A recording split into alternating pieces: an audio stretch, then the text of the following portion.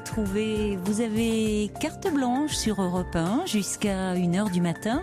C'est vous qui composez le menu de l'émission en fonction des sujets que vous avez envie d'évoquer et en fonction de votre humeur du moment aussi. La ligne est ouverte au 39 21. Sonia et Paul sont à l'autre bout du fil pour vous accueillir avec la complicité de Philippe Chartier qui réalise l'émission. Et je compte également sur vos messages, vos commentaires, vos réflexions tout au long de ces 2h30 de direct que nous allons passer ensemble. Alors, les mails europe1.fr ainsi que les SMS au 7 39 21. Europe 1. Caroline Dublanche. Bonsoir Irène. Bonsoir Caroline. Je vous écoute depuis votre première fonction. Non, c'est pas vrai. Je ne savais pas qu'un jour j'aurais besoin de passer sur... Ah oui, vous avez mis le temps, dites-moi, à m'appeler. Oui, mais je n'avais aucun souci, j'écoutais tant quand je mieux. ne dormais pas. Mais dites-moi, Voilà, merci moi, d'être aussi fidèle alors depuis 90 ans. Oui, on va pas. J'osais plus le rappeler, vous voyez, ça fait long, hein, maintenant. Ça fait Avant long. vous, j'ai écouté Macha, j'ai Oui. écouté Béni Grégoire. Ah oui. Oui. Elles ont compté aussi pour moi. Voilà, C'est voilà. C'est vrai.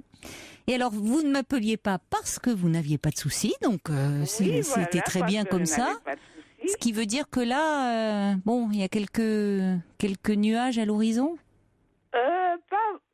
C'est pas très important, mais c'est important pour moi. C'est une question de solitude. Oui. Qui s'est installé dans votre vie peu à peu. Ah non, attendez, je vous raconte tout. Oui. J'avais deux amis, j'ai 75 ans. J'avais deux amis, Oui. une est décédée beaucoup plus jeune que moi. Une est décédée en 2013 et une en 2015 Oh là là, avec oui. cette maladie du cancer. Et moi, actuellement, j'ai fait un AVC Ah bon? et j'ai mon bras gauche qui ne fonctionne pas bien et quelquefois j'ai quelques petits vertiges. Vous l'avez fait il y a quelques mois, cet AVC?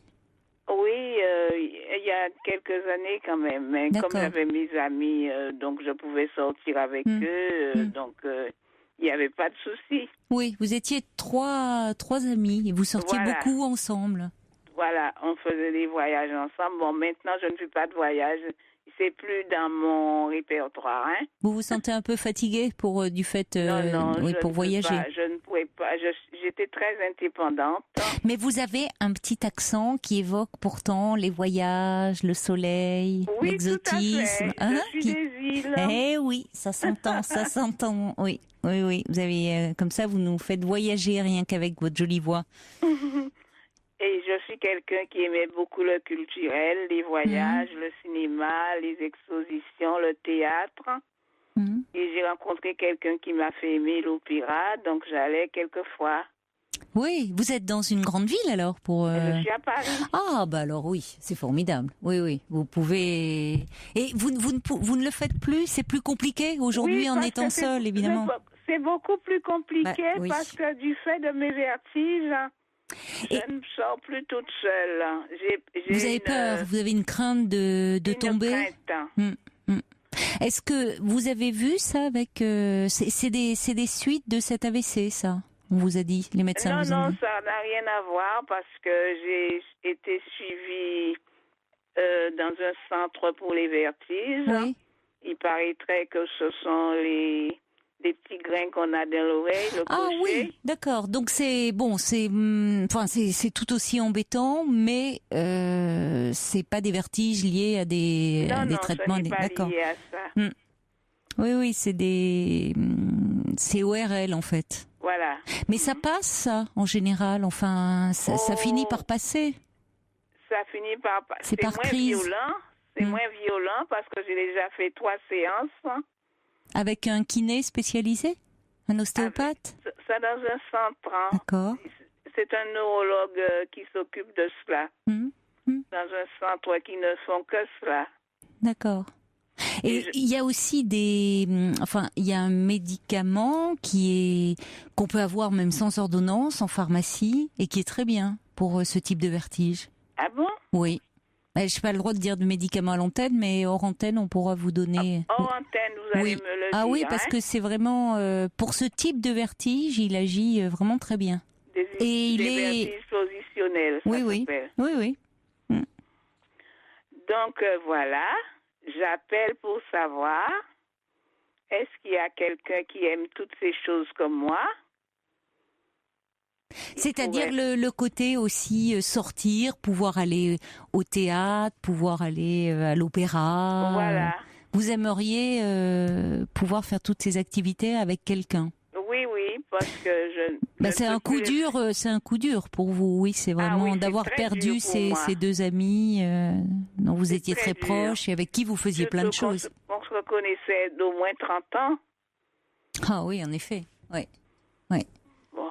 Oui. Mais il y a une qui elle est décédée parce qu'elle est restée malade depuis 2002 avec un cancer du cerveau qui n'était pas opérable. Donc, je n'étais pas encore malade à ce point-là. Hein. Bon, voilà. Et aujourd'hui, vous êtes beaucoup, vous évitez, vous sortez dans votre quartier, mais vous évitez de prendre des transports. Voilà. D'accord. J'évite de prendre des transports. Bien qu'aujourd'hui, j'ai pu prendre un transport, je ne sais pas, mais ça a été aujourd'hui. J'ai fait même un peu de marche, beaucoup. Oh, c'est bien. Et vous ne faites pas des activités un peu vous n'êtes pas inscrite dans des clubs ou je sais pas, puisque vous ne en dehors des spectacles auxquels vous alliez avec vos amis, vous n'êtes pas inscrite dans une activité particulière? Non. Je me plaisais comme ça. J'avais assez à faire, hein. Parce que peut-être que ça vaudrait la peine de vous rapprocher aussi de la mairie de votre arrondissement, voir. Oui, il y a tellement. Fait ça pendant un temps, mais j'ai fait ça pendant un moment. J'étais dans une chorale aussi. Mais le fait des vertiges, vous savez, vous pouvez pas être. Vous ne savez jamais à quel moment ça vous prend. Hein? Oui, mais alors là, franchement, je ne sais pas depuis combien de temps vous souffrez de ça, mais les problèmes d'oreille interne, ces vertiges, c'est par crise, mais normalement, c'est pas en continu, ça disparaît. Et vous pouvez c'est pas en continu, ça disparaît, ça revient. Voilà, bon. Donc, il faudrait pas que ça vous empêche de mener une vie normale, j'ai envie de dire, si vous en avez, puisque vous en avez le désir, c'est pas comme si vous n'aviez plus le goût, plus l'envie.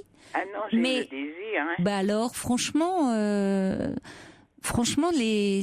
vous pouvez sortir malgré tout, même avec ça, parce que vous me dites que vous n'avez pas des vertiges tous les jours. Ah non, j'en ai pas tous les jours, mais je ne sais pas à quel moment ça arrive, Caroline. Oui, mais ça arrive pas comme ça d'un coup. Oui, mais si je suis dans la rue toute seule, je tombe, je me casse quelque chose en plus. Oui, vous avez un peu peur. Non, c'est pas le moment, effectivement, de vous casser le col du fémur. Hein. Ça serait pas l'idéal. Mais bon, écoutez, hors antenne, on vous donnera, parce que je suis surprise qu'on vous ait pas donné, prescrit. Il y a un traitement qui marche très très bien pour ça. Donc déjà, ça pourra un peu vous soulager. Et puis peut-être que c'est vrai qu'être dans une ville comme Paris, il y a tellement de choses à faire, il y a tellement d'activités. Il y a tellement de choses à faire. Je ne sais pas dans quel arrondissement vous êtes, mais... J'habite dans le 18. Dans le 18e, d'accord, oui. Donc, parce que vous passez quoi, au fond, une petite annonce, un appel, s'il y a des gens qui aimeraient sortir avec vous. Et vous ne vous êtes pas renseigné auprès de votre mairie de quartier, de votre mairie d'arrondissement, pour voir aussi un peu ce qu'ils proposent vous voyez, pour peut-être vous renseigner, faire un peu il y a certainement des activités culturelles proposées par votre mairie qui vous permettraient de nouer des liens avec certaines personnes. Ça serait peut-être plus simple. Vous savez, Caroline, je vais vous dire quelque chose. J'ai été quelques années dans une chorale parce que j'aimais chanter. J'aime toujours autant. Alors, il faut reprendre ça. le fait d'avoir perdu ces deux personnes, ça me bloque quand même. Ben, ça, je comprends. Je comprends que pour vous, vraiment, c'est un vide immense et que, de toute façon, vous ne pouvez pas, vos amis, ça ne se remplace pas des amis de 30 ans, tout ce que vous avez vécu ensemble. Pas. Mais je trouve quand même, ça montre que vous avez vraiment un bon tempérament et vous avez vous êtes quelqu'un d'optimiste pour, malgré tout, malgré ces pertes-là difficiles, avoir envie de continuer à sortir et de ne pas vous replier sur vous-même et rester chez vous. Donc, franchement, moi, je vous conseillerais, bien sûr, il y a peut-être des gens qui sont à Paris, qui habitent dans le 18e ou dans d'autres arrondissements et qui auront envie de prendre contact avec vous. Mais c'est vrai que c'est quand même plus un coup de poker, hein. Il faut bien s'entendre, il faut... Il y a aussi des possibilités quand même. Moi, je vous inviterais à vous rapprocher un peu de votre mairie. Et de voir déjà ce qu'il propose en termes je vous dis, de sortie culturelle. Ça vous permettrait de rencontrer d'autres personnes, déjà dans un premier temps. Vous voyez, voir un peu ce qu'il est possible de faire. Bon, sinon j'ai déjà des messages. Un message de Sonia qui, comme vous, aime beaucoup le théâtre et la peinture et qui serait heureuse de pouvoir échanger avec vous. Donc bien sûr, on va vous transmettre les coordonnées de Sonia hors antenne. On aura aussi peut-être d'autres auditeurs au cours de la soirée ou qui nous laisseront des messages sur le répondeur 39 21 si vous voulez entrer en relation avec Irène et on vous les communiquera. Mais je vous dis, rapprochez-vous parce qu'il y a peut-être des ateliers théâtre, des ateliers peinture, voyez, des choses comme ça qui vous permettront de vous constituer un petit groupe encore ou quelques relations avec des gens sympathiques et qui seront proches aussi de chez vous. Enfin, vous voyez, ça vaut la peine d'essayer. D'accord. Et puis de notre côté, Irène, bien sûr, on vous communiquera tous les contacts que nous aurons pour vous et en particulier Sonia. Vous pouvez leur donner mon numéro de téléphone, hein? D'accord, on leur donnera. C'est plus facile avec une seule main, comme je n'arrive pas à bien écrire. D'accord, on transmettra alors votre numéro. Bien volontiers, Irène. C'est promis. Je ne savais pas qu'un jour j'aurais besoin de passer sur l'antenne. Écoutez, vous avez bien fait d'appeler. Je suis là pour ça. Hein, surtout que vous êtes une fidèle depuis toutes ces années. Donc, si on peut vous donner un petit coup de pouce, ça sera avec grand plaisir. Je vous embrasse, Irène. Bonne soirée, je vous embrasse, ne raccrochez pas. Je vous embrasse et embrassez Paul aussi. Ça sera fait et on va vous reprendre en antenne et vous donner les coordonnées de Sonia. Au revoir, bonne soirée. Et puis le nom du médicament. Sans faute, c'est promis. Au revoir. D'accord, merci. Au revoir. Au revoir. Et si vous voulez me parler, si vous avez un problème que vous n'arrivez pas à démêler, des soucis qui vous empêchent peut-être de trouver le sommeil, n'hésitez pas à m'appeler au 39 21. 39 21, c'est le numéro que je vous invite à composer jusqu'à 1h du matin. Vous pouvez également appeler le 39 21 si vous souhaitez dialoguer avec un auditeur ou une auditrice. Bonsoir Rachel. Bonsoir Caroline. Bonsoir. Je suis très émue par contre. J'ai téléphoné 2 fois, j'ai eu 2 fois Sophie.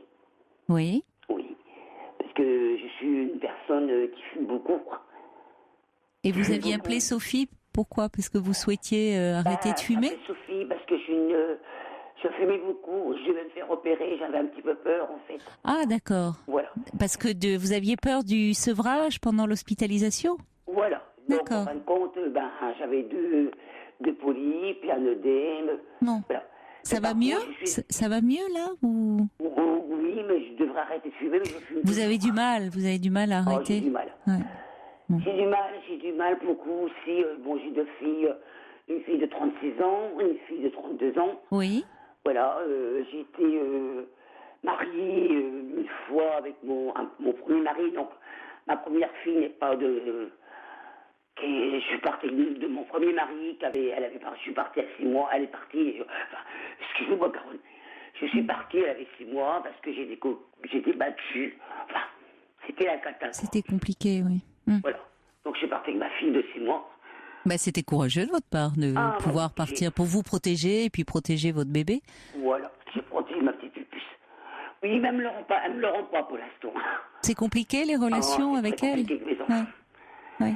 Et puis voilà, après je refais connaissance de mon deuxième mari, qui était 7 ans plus jeune que moi. Voilà, tout s'était bien passé. J'ai rien regretté.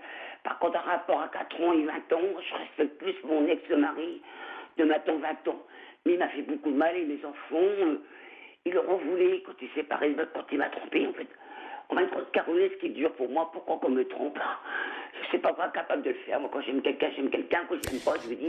oui, mais vous savez, il y a des gens qui trompent et qui malgré tout, aiment leur conjoint. Alors, c'est compliqué.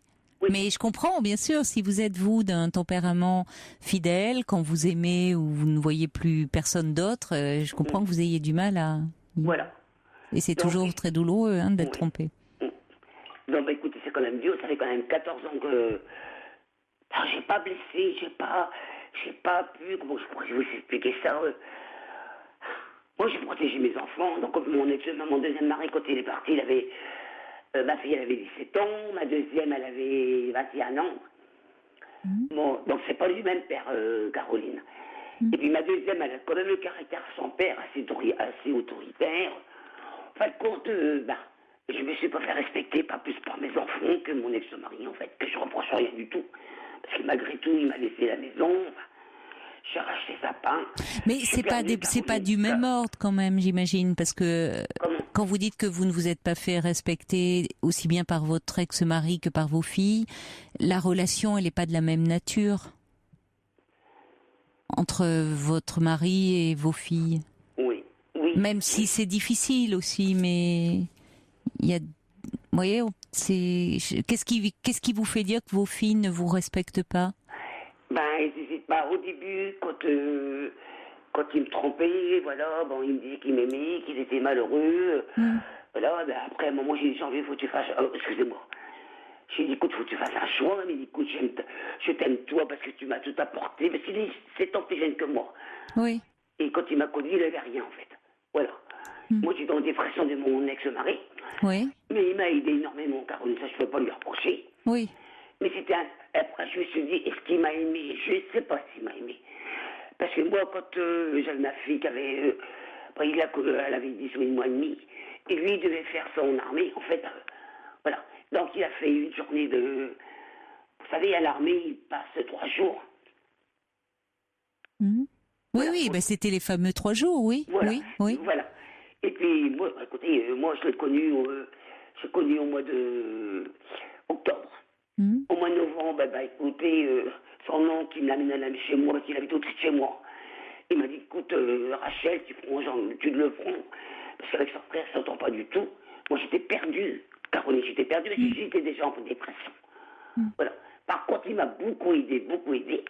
Par rapport à cette dépression-là? Comment? Par rapport à votre dépression, il vous a beaucoup soutenu? Oui, il m'a soutenu énormément. Mais maintenant, j'ai l'impression qu'il profite de moi, de mes enfants, et puis... En fait, qu'on attend à l'heure qu'il est, je vais avoir 60 ans. Caroline, voilà. Oui. Je pars à la retraite dans 3 mois, je suis contente. Vous êtes contente de partir, d'accord? Oui. Mais je ne sais pas quoi faire de ma vie, en fait. Ça vous inquiète un peu en même temps? Vous vous retrouvez seule. Mais cet homme, j'ai pas compris, vous ne vivez plus avec lui, là? Non. Alors, Caroline, c'est que mon ex-mari, en fin de compte, quand il m'a trompé, écoutez, comme j'ai d'Agenville, j'ai dit son nom, c'est pas grave. Il écoute pas n'importe quoi. Mais j'écoute, la route n'est pas toujours droite. La route, elle n'est pas toujours droite. Tu peux avoir un visage à droite, à gauche. Bon, t'as une aventure. Mais l'aventure, Caroline, ça a duré 1 an. Il y a un moment où je me dis, attends, mais tu te manques de moi. Mais Rachel, pourquoi vous êtes replongée dans cette histoire-là? Qu'est-ce qui fait qu'en ce moment, vous repensez beaucoup à cette histoire d'infidélité? Oui, au bout de 14 ans.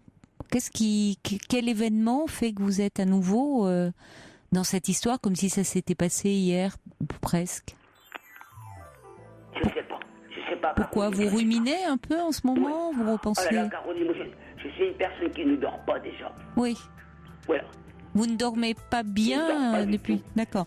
Ouais. Bah, écoutez, Rachel, on va continuer à en parler, mais on va marquer une petite pause, le temps des informations sur Europe 1, et je vous retrouve dans quelques minutes. D'accord. D'accord. À tout de suite. À tout de suite.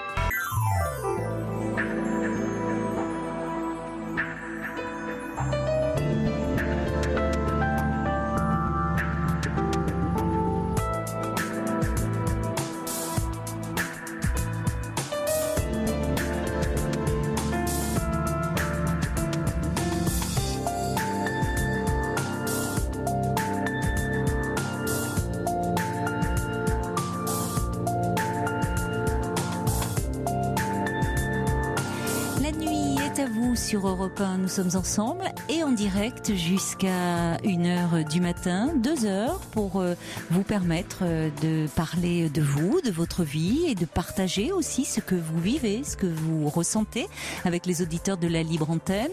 Un numéro, le 3921, si vous souhaitez me parler, mais vous pouvez également composer ce numéro pour dialoguer avec un auditeur ou une auditrice parce que vous vous retrouvez dans son histoire ou parce que vous avez tout simplement envie de lui témoigner de votre soutien. 3921, les mails également, europe1.fr ainsi que les SMS au 7 39 21 en les commençant par le mot nuit. Alors nous allons retrouver Rachel. Vous êtes toujours là, Rachel? Je suis là, Caroline. Alors, vous me dites que dans 3 mois, vous allez être à la retraite, que vous êtes bien contente d'être à la retraite, et en même 43 ans de travail. Bah, écoutez, alors vous l'avez bien mérité, votre retraite, hein, je comprends. J'ai un petit peu peur quand même, Caroline. Oui. J'ai quand même un petit peu peur parce que moi, je suis une malade alcoolique, abstinence, mais pas tout le temps. Je vais pas vous mentir, Caroline. Oui. Quand je suis mal avec mes enfants, parce que ce sont mes enfants qui me commandent, c'est pas moi qui les commande, ce sont eux. Qui me commandent, voilà, j'aime mes enfants, moi j'ai rien à leur reprocher. Voilà, là je suis mamie de petits-enfants, un 3 ans et d'un mois et demi. Ah oui, vous êtes récemment grand-mère alors, c'est chouette. Et malheureusement ma fille ne vit pas à côté de chez moi, moi j'habite dans l'Aisne, elle habite sur Paris. Oui. Voilà, mais elle me fait pas de cadeaux non plus, elle me domine, quand ça va pas, au début, il me disait sur l'alcool, mais quand je touchais pas l'alcool, ils m'ont jamais pardonné le mal que j'ai dû leur faire. Mais c'est eux qui m'ont fait plus de mal que moi, je leur ai fait du mal. C'est ce que je pense, Caroline. Vous pensez? Oui, mais enfin, bon. Moi, j'en suis sûre. Vous me dites vous savez, pour des enfants, si déjà vous aviez ce problème avec l'alcool, lorsqu'elles étaient enfants, c'est quand même difficile pour des enfants d'avoir un parent. Caroline. Quand mon ex-mari est parti, ma première elle avait 21 ans, ma deuxième elle avait 17 ans. Elle avait 17 ans, ma deuxième. Oui, bon, c'était une jeune fille. Oui.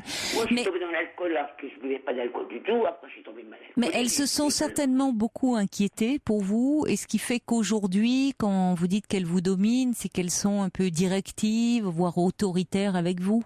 Mais peut-être qu'au fond, ça traduit une inquiétude. Oui, peut-être que c'est maladroit de leur part, mais que ça traduit une inquiétude. Oui. Par rapport à vous. Autoritaire, je comprends, Caroline. Mais vulgaire, je ne comprends pas, par contre. Rien ne peut justifier, non. Mais ça, vous n'avez pas accepté. Quand ma première fille, avant qu'elle ait mon deuxième petit bout, quand je cause avec elle, je n'avais pas bu, je cause avec elle, je n'ai pas le droit de lui dire la vérité. Et elle me dit, au moment où tu ne verras pas ton petit-fils. Eh ben, je ne verrai pas mon petit-fils. Puis c'est tout. Non, ça serait dommage. Faut pas vous braquer comme ça serait dommage. Pourquoi vous vous êtes fâché par rapport à quoi? Qu'est-ce que vous lui disiez à ce moment-là? Ce qui est compliqué pour moi, Caroline, ce qui est compliqué pour moi, c'est que moi, malgré que mon mari m'a fait du mal, mon ex-mari, c'est que je suis restée amie avec lui, en fait.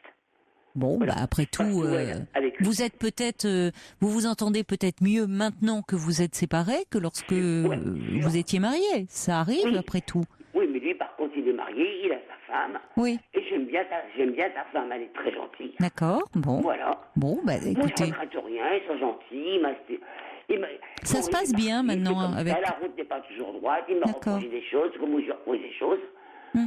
Mais à un moment, Caroline, je me demande s'il n'en abuse pas un peu trop de moi. Et en quoi, selon vous, il abuserait de vous actuellement? Pour moi, c'est que sans lui, je ne peux pas aller voir mes petits-enfants.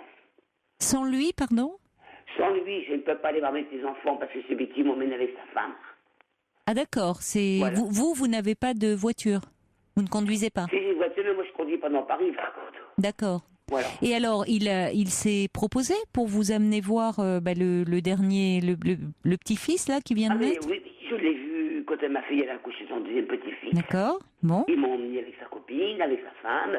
Bon, c'est bien. Ouais, oui. Mais c'est moi qui n'ai pas bien, Caroline, parce que je me dis, je sais pas comment vous expliquer ça, bon, là, je vous parle de ces Caroline, j'avais 3 chats.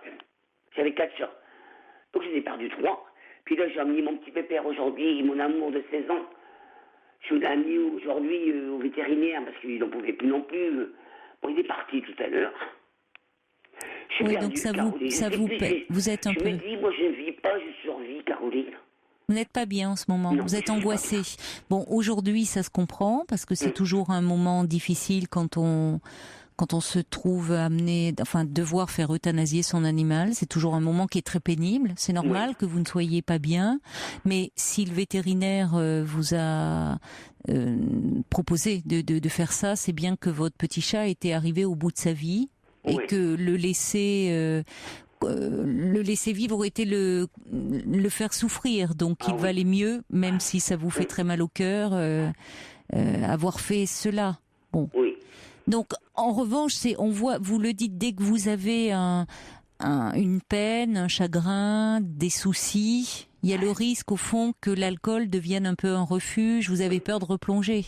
C'est ça un peu qui vous angoisse. Vous avez peur. Justement, Caroline, je vais vous poser une question, parce que ma fille, la dernière fois, ne comprenait pas pourquoi j'avais des angoisses comme ça. Pourquoi je pouvais angoisser. Caroline, est-ce que c'est normal qu'une personne, quand elle est en vacances une semaine, je lui dis franchement, c'est vous qui doivent m'aider, mais Caroline, moi, si, je sais ce que je dois faire. Moi, je suis en vacances pendant une semaine, je ne vois pas mes enfants, je ne vois personne. N'importe comment, je ne vois personne, je dis. Et quelle est la question que vous me posez? Je ne comprends pas votre question. Je suis malheureuse, Caroline, je suis malheureuse. Bah oui, mais j'entends bien. Je suis malheureuse parce que j'ai l'impression que je dépends toujours de mon ex-mari. Je suis malheureuse parce que mes enfants, quand je ne vois pas pendant 6 mois, de temps en temps ça m'arrive, Caroline, à cause de quoi. Voilà, il ne faut pas de cadeaux. Ma vie, elle est compliquée en fait. Bon, je pense, comment êtes-vous aidé encore? Comment êtes-vous soutenu? Est-ce que vous avez un peu un soutien médical, psychologique? Oui, mais ça manque. J'avais une thérapeute qui était gentille comme tout. Alors, je l'adorais, mais malheureusement, elle est partie parce qu'elle avait un cancer, malheureusement. Ah oui, donc, voilà. D'accord. Donc vous vous retrouvez sans suivi, là, actuellement? Depuis plusieurs mois? J'ai personne. Oui, mais c'est ça qui ne va pas. C'est qu'il faudrait, vous savez, c'est déjà bien que vous ayez quand même réussi à vous sortir du plus gros de l'alcool, mais on sait que après on peut rester fragile quand même dans les années qui suivent, parce que comme vous dites, s'il y a une épreuve, un chagrin, des tracas, bon. Mais Caroline, par contre, je voudrais vous poser une question. Quand je fais une grosse crise d'angoisse, ma deuxième fille qui a 32 ans. Mais elle me dit, mon maman, pourquoi tu fais une crise d'angoisse? Mais je lui dis, je peux pas t'expliquer, je suis mal dans ma peau. Voilà, je suis comme ça. Elle dit, maman, tu penses plus à papa. Je dis, non, il nous dit, papa, c'est papa. Alors, j'aimerais vous poser une question, Caroline. J'ai dit à ma fille, j'ai dit, écoute, il nous dit, peut-être que je pense à papa, je ne sais pas. Il m'a fait du mal quand même. J'ai dit, tu sais, il nous dit, peut-être que j'étais toujours avec elle. J'ai dit, tu sais, il nous dit, quand un être chien, Caroline, j'ai dit carrément, elle m'a dit, maman, je veux pas le rapport. J'ai dit, quand tu aimes quelqu'un, je lui parlais de son père, en fait, qui a 53 ans. J'ai voulu dire, il y a 14 ans, ton père, il serait décédé. Caroline, c'est pas ce que je souhaite. Rachel, je pense vraiment qu'il faudrait que vous soyez à nouveau un peu aidée et soutenue. Vous me parlez, vous me dites que vous dormez très mal, que vous avez des crises d'angoisse. Donc il ne faut pas rester avec une telle souffrance, il ne faut pas rester seul. Il faut à nouveau que vous voyiez un médecin. Vous avez au moins un médecin traitant, j'imagine. Oui, j'ai mon médecin traitant qui est très gentil par contre. Bon, d'accord, vous vous entendez bien avec lui, il connaît vos difficultés, vous pouvez vous confier à lui sans problème. Bon, donc vous pourriez demander à ce médecin traitant déjà lui en parler parce que lui pourrait vous donner un petit traitement pour l'angoisse, pour ne quand vous sentez comme ça. Je prends déjà des médicaments. Il y a des, si vous voulez, quand vous sentez un peu que l'angoisse monte, vous pouvez prendre quelque chose qui vous apaise. Généralement, ces médicaments, les anxiolytiques agissent assez vite, en un quart d'heure. J'en prends, Caroline. Je peux pas dire le nom, mais j'en prends. Bon, alors ça c'est bien, mais demandez à votre médecin également peut-être les coordonnées d'un thérapeute, puisque vous avez perdu malheureusement votre thérapeute, mais il y en a d'autres qui pourraient également vous prendre soin de vous, s'occuper de vous, à qui vous pourriez un peu confier toutes vos angoisses justement, parce que c'est la meilleure façon d'en sortir. C'est évidemment le traitement un peu quand elles sont là et que vous ne pouvez plus rien faire pour les empêcher, mais la meilleure façon de se délivrer de ces angoisses ou de faire en sorte qu'elles soient moins envahissantes, c'est d'en parler. Donc ça serait bien que vous retrouviez un suivi. Excusez-moi de vous couper la parole, Caroline. Moi, j'adore mes enfants, c'est mes amours, c'est ma vie. Mais par contre, mes enfants, quand ils ont envie de me parler, ils ne font pas de cadeaux, ils n'hésitent pas à me dire. Oui, j'entends ça. Oui, voilà. J'entends. Mais peut-être parce qu'il y a des moments où vous les appelez et vous êtes très mal et que ça les angoisse, elles aussi. Et que dans ces cas-là, elles sont un peu dépassées de vous sentir aussi mal. D'accord. C'est possible aussi, vous voyez. Donc, c'est pour ça que ça serait bien que vous ayez un endroit pour en parler à quelqu'un de plus extérieur que vos filles. Vos filles, surtout que vous me dites qu'il y a une de vos filles qui vient d'accoucher, il y a 1 mois et demi, d'un petit garçon. Vous savez bien que dans ces moments-là, on est un peu fragile, très fatigué, et que donc elle peut pas, en plus, prendre en charge vos angoisses.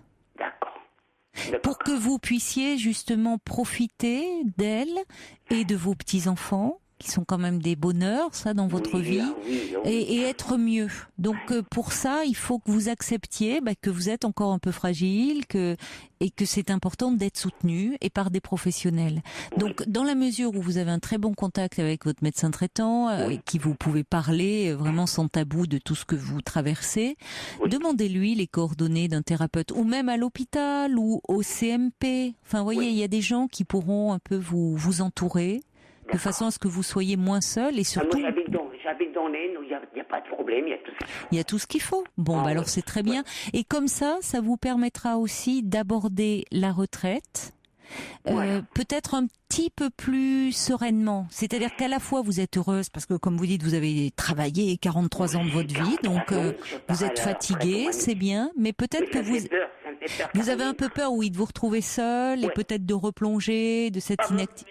Bon. Pas tellement me retrouver seule, Caroline, parce que moi, j'ai pas peur de la mort, par contre.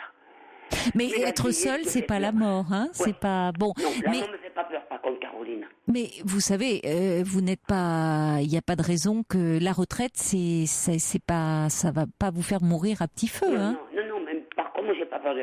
Par contre, j'ai peur de la vieillesse. Bon. Oui, c'est ça. J'ai 59 ans, j'ai 60 ans en juillet. Et j'avais dit à la personne avec qui on a fait un cours pour la retraite. Quand je dirais Rachel, c'est pas mon vrai prénom. Rachel, écoutez, si vous allez faire, quand je serai à la retraite, écoutez, moi je vais faire des concours de belote, des concours de béton. Mais c'est sympathique ça. Voilà. C'est bien. Oui, c'est bien. Je reçois beaucoup de messages pour vous, Rachel, vous permettez, je reçois beaucoup de messages pour vous.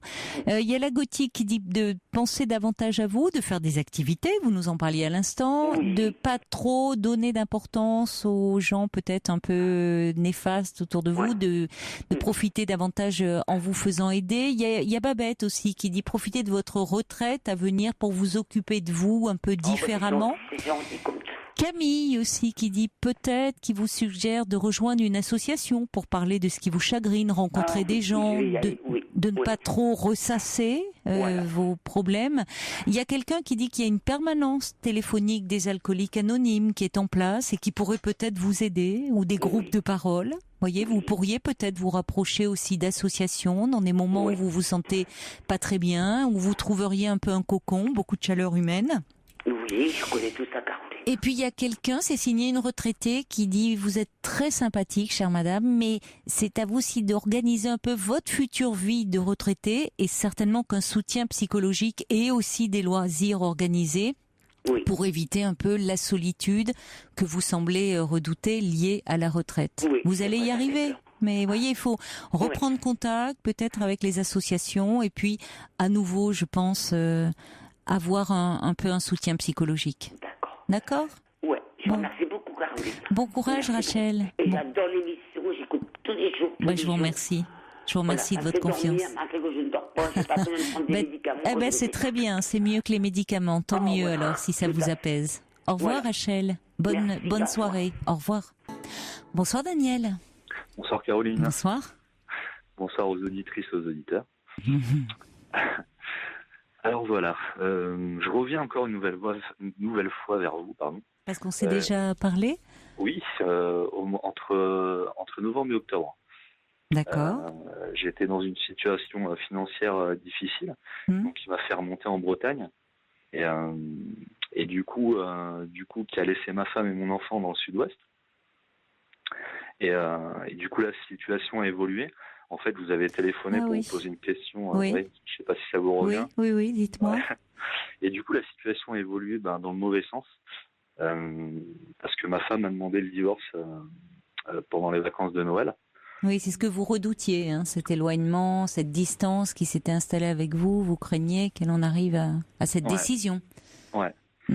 Ouais. Je le sentais, mais quelque part, je pense que j'avais pas envie de me l'avouer ou même d'y croire. Et aujourd'hui, c'est difficile parce que c'est une femme avec qui je suis resté pendant 12 ans et qui m'a vraiment marqué au fer rouge. Mais quand je dis marqué au fer rouge, c'est dans le bon sens. Oui, parce qu'en général, c'est pas toujours dans ce sens-là. En quoi vous êtes-elle ? Parce que vous pourriez le dire là, du fait de ce que vous vivez actuellement, de la rupture. Pourquoi elle vous a tant marqué ? Parce que c'est une personne formidable. C'est quelqu'un vraiment de vrai, de franche, de combattante. C'est une déclaration d'amour là que vous lui faites. Elle m'a impressionné vraiment sur tous les plans et je le savais ça depuis longtemps, mais et aujourd'hui, ce qui est dur, c'est de savoir que cette personne ne m'aime plus, mais que moi je continue à l'aimer, quoi. Et justement, ce qui m'amène à vous poser la question, c'est, je l'ai posé à plein. Je pense qu'on peut pas arrêter d'aimer une personne, parce que pas du jour au lendemain, non. Même avec le temps, ça peut s'estomper. Heureusement, parce que sinon, vous imaginez, c'est quelle souffrance. Ça fait terriblement souffrir une séparation. Oui. Donc heureusement qu'avec le temps, on souffre moins. Parce que c'est vrai que c'est frais encore. Vous allez dire, ça fait depuis le mois de novembre. Bien sûr. Depuis le mois de Elle voulait annoncer à Noël, donc décembre. Oui. Décembre, Oui, là, c'est la blessure était à vif pour vous. Ouais, janvier, tout le mois de janvier, d'ailleurs, j'ai perdu du poids, je suis passé de 80 à 74 kilos en un mois. Oui, c'est beaucoup. Ah oui, mais ça, c'est sûr que si on... Oui, mais ça, c'est le meilleur des régimes, hein, mais bon, on ne peut pas se le souhaiter. Aussi, Oui, ça vous ronge, là, ça vous tourmente beaucoup. Ouais, énormément, parce que je me repasse... Oui. Vous repassez le film, de vos 10 ans Continuellement, c'est un film qui tourne en boucle dans ma tête et je sais que ça sert à rien, mais c'est plus fort que moi. Et le problème, c'est que j'ai un boulot en plus où je suis en pleine autonomie et si vous voulez, j'ai du temps pour penser.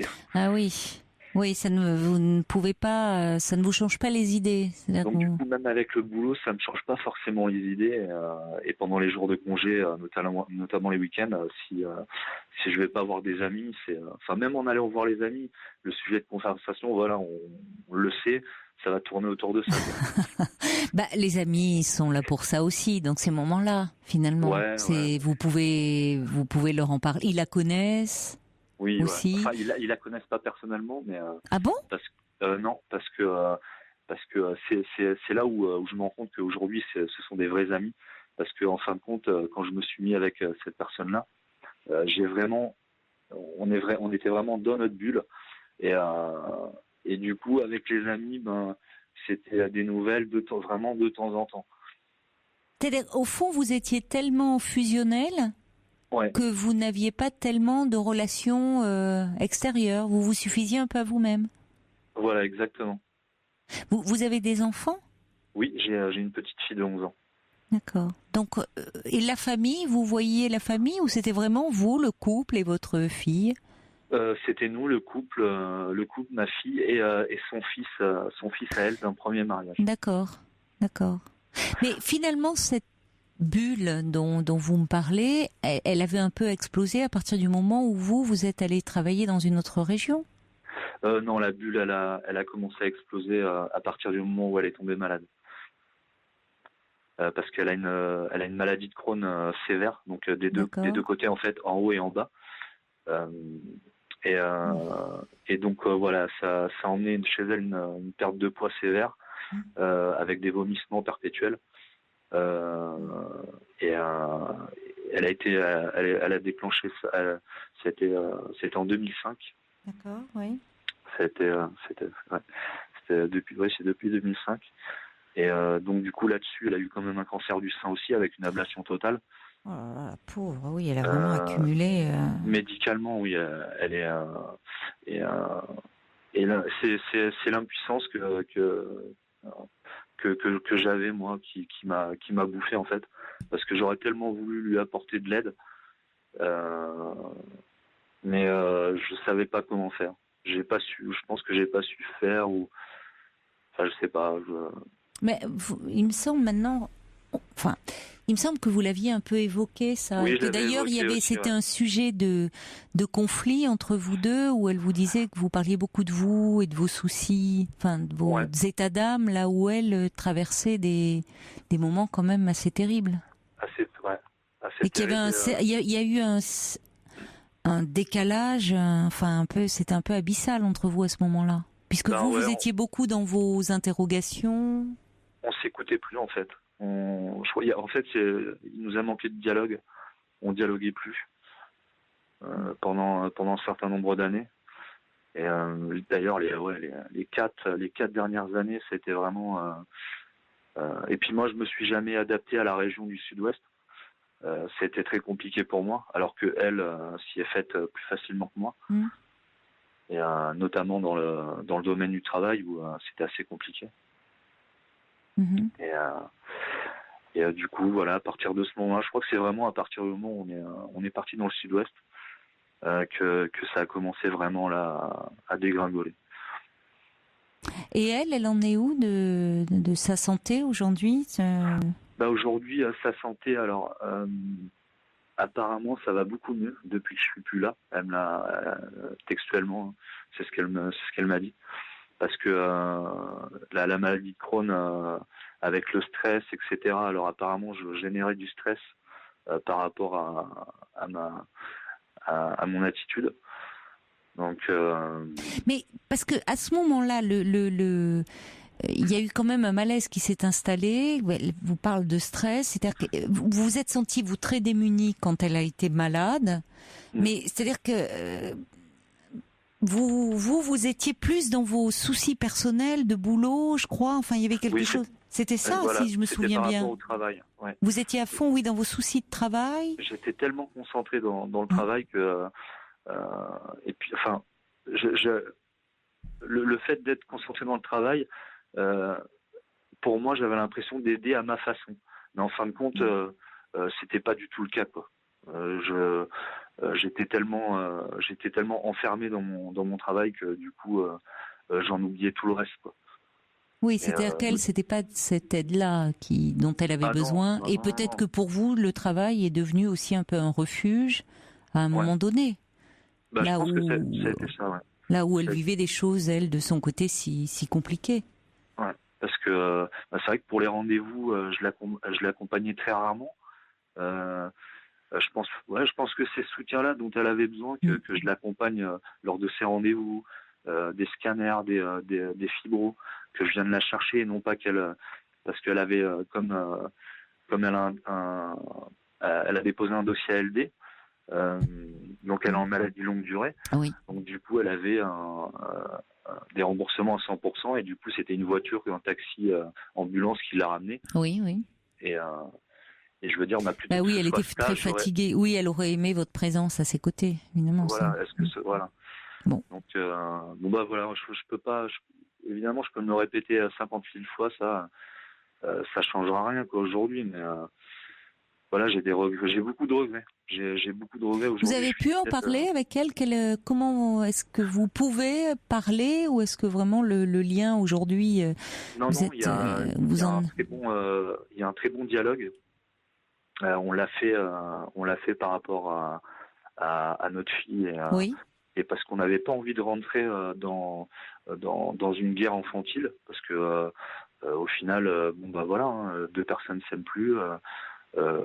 Pour préserver le bien-être de l'enfant, c'est aussi que les parents s'entendent au mieux, et du coup, on l'a décidé comme ça. Donc ce serait un divorce à l'amiable, parce qu'on n'a pas de biens en commun, de maisons, etc. Donc du coup, voilà, on arrive quand même à dialoguer, mais à chaque fois que j'entends sa voix, c'est très difficile, c'est une déchirure, quoi. Et alors ma fille encore plus, parce que j'ai une relation avec ma fille qui est pareil, qui est très fusionnelle. Moi, le problème, c'est quand j'aime quelqu'un, j'aime à 100, voire 200%. Et du coup, je suis vraiment entier, quoi. Mais c'est pas si simple. Vous dites ça, oui et non, j'ai envie de dire. Puisque vous dites vous-même qu'il y a eu des moments quand vous étiez dans une relation très fusionnelle, jusqu'à ce que la maladie vienne jouer les troubles faits dans votre lien. Et cette carte supplémentaire, malheureusement, de la maladie a complètement perturbé votre relation. Parce qu'elle vous voyez, donc c'est pas si simple. Ça l'a perturbé, mais au niveau de l'amour, l'amour était encore là, quoi. Et mais le problème, c'est que moi la distance, en fait, au début, elle m'a fait du bien, parce qu'elle m'a fait réaliser beaucoup de choses. Oui, mais déjà, cette distance-là, vous, au moment où vous étiez en train de réaliser beaucoup de choses, elle s'était déjà considérablement éloignée, parce que elle, la maladie avait été un peu comme une épreuve de vérité. Il y a quelque chose où vous, je me souviens de vos questionnements, de vos états d'âme, là où à un moment donné, votre femme bataillait pour sa vie. Ouais. Et on n'est pas au même niveau là. Et là, étant donné que vous étiez jusque-là dans une relation très fusionnelle, là, on sait bien que l'irruption de la maladie ou du handicap vient brouiller les cartes. Ah bah oui. Et à ce moment-là, vous aussi, vous êtes éloigné pour votre travail, vous vous êtes laissé complètement absorber par votre travail, parce que aussi c'était une façon de vous protéger. Vous êtes réfugié dans le travail. Et il y a parfois des choses sur lesquelles on ne peut pas revenir, surtout dans des moments comme celui-là. Mais en revanche, c'est important, peut-être aujourd'hui, pour vous et pour elle d'ailleurs, vous puissiez lui parler au fond de vos regrets liés à cette prise de conscience, que vous n'avez pas pu à ce moment-là faire face et au fond être présent pour elle. Vous voyez, c'est ça. Quand vous dites quand vous aimez, c'est à 200%, oui, en théorie. Mais là, en l'occurrence, dans les faits, ça a été compliqué à ce moment-là. Et je dis pas, c'est pas l'opprobre sur vous. Personne ne peut savoir comment il réagirait face à la maladie de son conjoint, au handicap, à l'accident. Enfin, bon, c'est comme ça. Mais peut-être que ça serait... Je ne sais pas si vous avez pu lui dire, puisque vous parlez aujourd'hui par rapport à votre fille, et c'est très bien que vous ayez cette attitude responsable. Hein, on parle de divorce à l'amiable, bon. Mais on sait bien que derrière ça, au fond, ça n'empêche pas la souffrance. Alors donc vous essayez de faire comme si on fait au mieux et en adulte responsable et intelligent, ok. Voilà. Il n'empêche que ça n'empêche... Vous pouvez peut-être... je ne sais pas si vous lui avez dit, au fond, que vous regrettez, ou vous vous rendez compte que vous n'avez pas été là comme elle aurait pu le souhaiter. C'est peut-être aussi important pour vous et pour elle qu'elle entende. Hein. Enfin, oui, il faudrait peut-être que j'essaye, mais aujourd'hui, je sais pas si elle accepterait de l'entendre, je pense, mais. Ça lui ferait peut-être du bien, c'est même pas accepter, c'est que ça lui ferait peut-être du bien aussi de se dire qu'après tout, là où elle a vécu les choses en étant très seule, et pas n'importe quelle chose, la maladie quand même, et tous ces examens, et l'angoisse qu'il y a derrière, à chaque fois, enfin dans l'attente des résultats, peut-être qu'après coup, on peut dire aussi, ça peut être important de dire à l'autre, je sais pas, quand on a eu le sentiment de l'avoir blessé involontairement, de l'avoir fait souffrir, ou par notre absence. Ça résout pas tout et ça en remet pas les compteurs à zéro. Mais ça peut être important de. C'est pas forcément ce que je cherche, mais. Mais qu'est-ce que vous cherchez au fond? Moi, j'aimerais lui dire tout ça et je sais pas, enfin. Je suis un peu perdu en fait par rapport à ça, parce que j'ai l'impression que quand je l'ai au téléphone, voilà, c'est plus pour discuter de notre fille et non pas de nous en fait. Ben oui, mais mais c'est compréhensible, parce que d'abord elle est dans sa, elle a pris cette décision de se séparer de vous, donc le lien que vous maintenez est un lien parental. Elle n'aborde pas le lien du couple, puisque le couple, n'existe plus. Voilà. Et puis de toute façon, c'est peut-être compliqué aussi d'aborder ces choses-là au téléphone. Moi, je pense qu'au téléphone, c'est un peu particulier parce qu'on n'a pas la personne en face et j'aimerais la voir et de toute manière, là, je vais faire le nécessaire pour aller voir ma fille. Pendant les vacances d'avril, et ça me permettra peut-être d'aller boire un café peut-être avec elle et puis justement d'essayer de lui dire toutes ces choses-là que je vais au final jamais dites quoi. Voilà, vous pourrez peut-être le faire à cette occasion. Peut-être vous apaiser, vous un peu et me faire du bien, ouais, et puis de passer à autre chose et puis d'essayer de ressasser. Oui. Parce qu'en ce moment, je fais que ça, quoi. Ben oui. Je fais vraiment. Et vous voyez, je reçois un message c'est pas signé, mais qui dit le problème, c'est que l'amour est très loin d'être suffisant au fond, et que c'est les actes d'amour au quotidien qui sont indispensables. Et elle en a manqué au fond, au point de peut-être de moins vous aimer, de ne plus vous aimer, et que cette personne ajoute que on peut pas rattraper le passé, mais peut essayer se tourner vers autre chose, avec elle ou pas, mais et ça peut être important pour vous et pour elle aussi de reconnaître à un moment sa part de responsabilité, même si c'est jamais, il n'y a pas. Je dis bien sa part de responsabilité. Vous ne portez pas toute la responsabilité. Plutôt que au fond, parfois on est enfermé dans une culpabilité où on se sent un peu l'artisan de la rupture et ça n'aide pas à se tourner vers l'avenir. Justement. Ça m'empêche d'avancer, la culpabilité de toute façon. Quoi qu'il arrive, ça empêche toute personne d'avancer. Donc. Et le problème, le risque dans ce contexte, c'est que vous parliez davantage de vous, au fond, et de vos états d'âme, que de votre relation à tous les deux, et aussi de vous par rapport à elle. Parce que par rapport à ce qu'elle a traversé, moi, je vous l'avais dit d'ailleurs, déjà, je crois à l'époque, il me semble-t-il, c'est un peu loin, donc mais il me semble qu'il y avait où vous étiez déjà dans vos atermoiements, dans votre difficulté, dans votre chagrin, dans votre peine, mais du coup, il y avait un décalage entre, ça peut être perçu par votre femme comme un peu égocentré, c'est-à-dire encore une fois, oui, pardon. Oui, c'était complètement ça. C'est moi d'abord et toi. Enfin, c'était complètement. C'est ce qu'elle vous disait. C'est ce qu'elle vous disait parfois. Oui, mais à sa façon. Mais c'était incroyable que que j'ai pas réussi à ce moment-là à réaliser cette chose-là. Parce qu'à ce moment-là, vous n'étiez pas, vous ne pouvez pas vous reprocher ça. Vous n'étiez pas en mesure de le faire à ce moment-là. Ouais, mais enfin. Oui, mais c'est comme, vous ne pouvez. Je trouve ça incroyable. Oui, mais c'est. Pas réussir à faire ça. Parce qu'il y a des moments où on est un peu. Vous savez, c'est très difficile d'être clairvoyant par rapport à soi-même. Hein. Vous étiez trop. Il y a des moments où on est un peu enfermé en nous-mêmes et on n'arrive plus. Il faut un peu prendre du champ. Vous dites d'ailleurs, c'est l'éloignement qui vous a permis aussi de réfléchir à votre lien, à votre relation. À un moment, vous vous êtes un peu noyé dans le travail. Beaucoup d'hommes réagissent comme ça.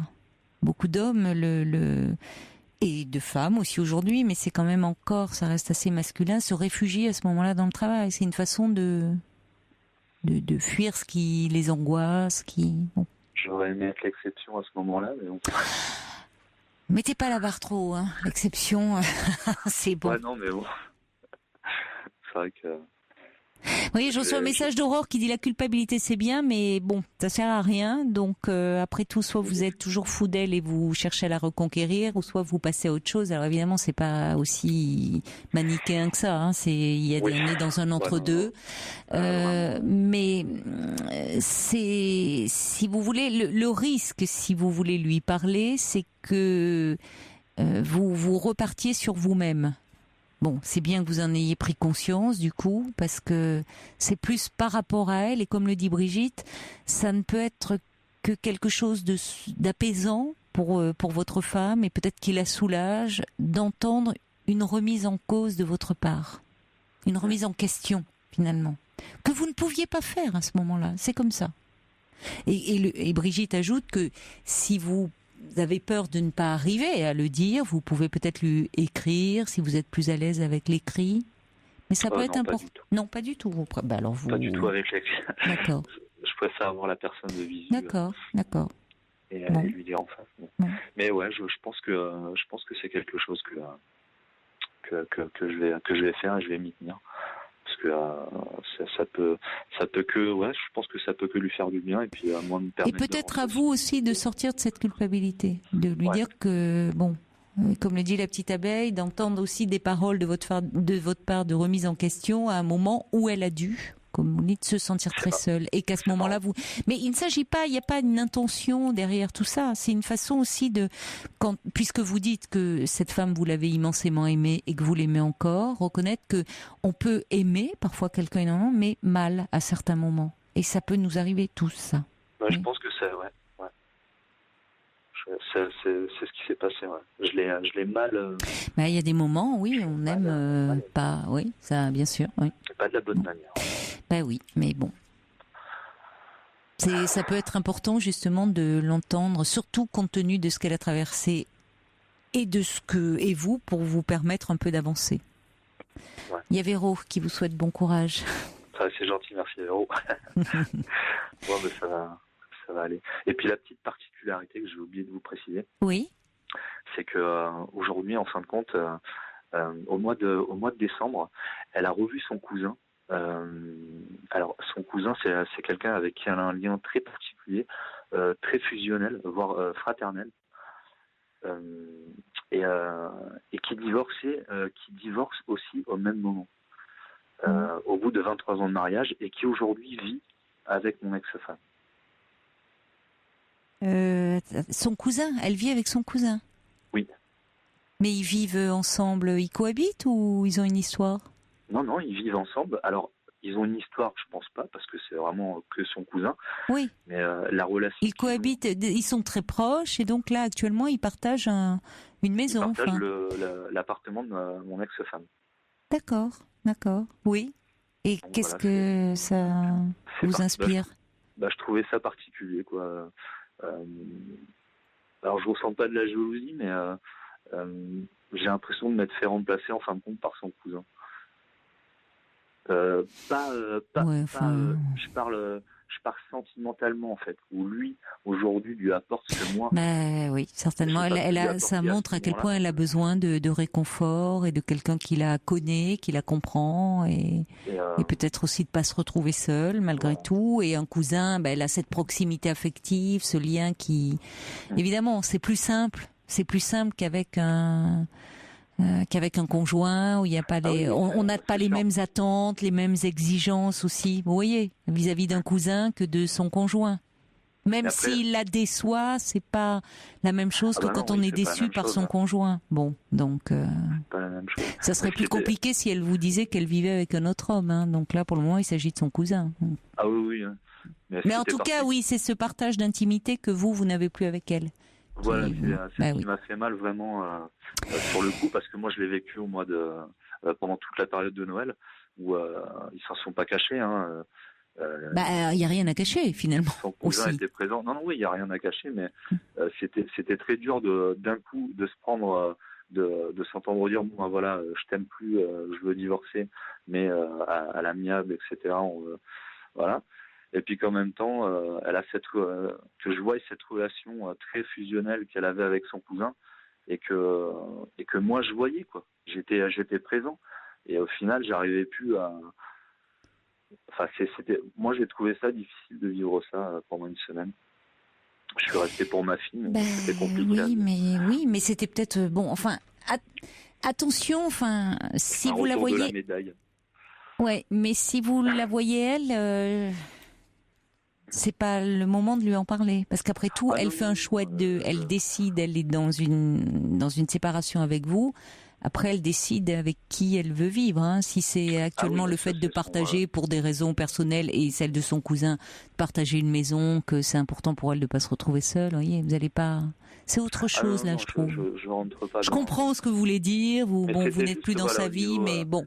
Attention, le risque quand même que je ressens encore, c'est forcément parce que quand on souffre, on est aussi très autocentré, forcément. C'est le propre de toute personne qui souffre. Bah oui, c'est soi et sa souffrance.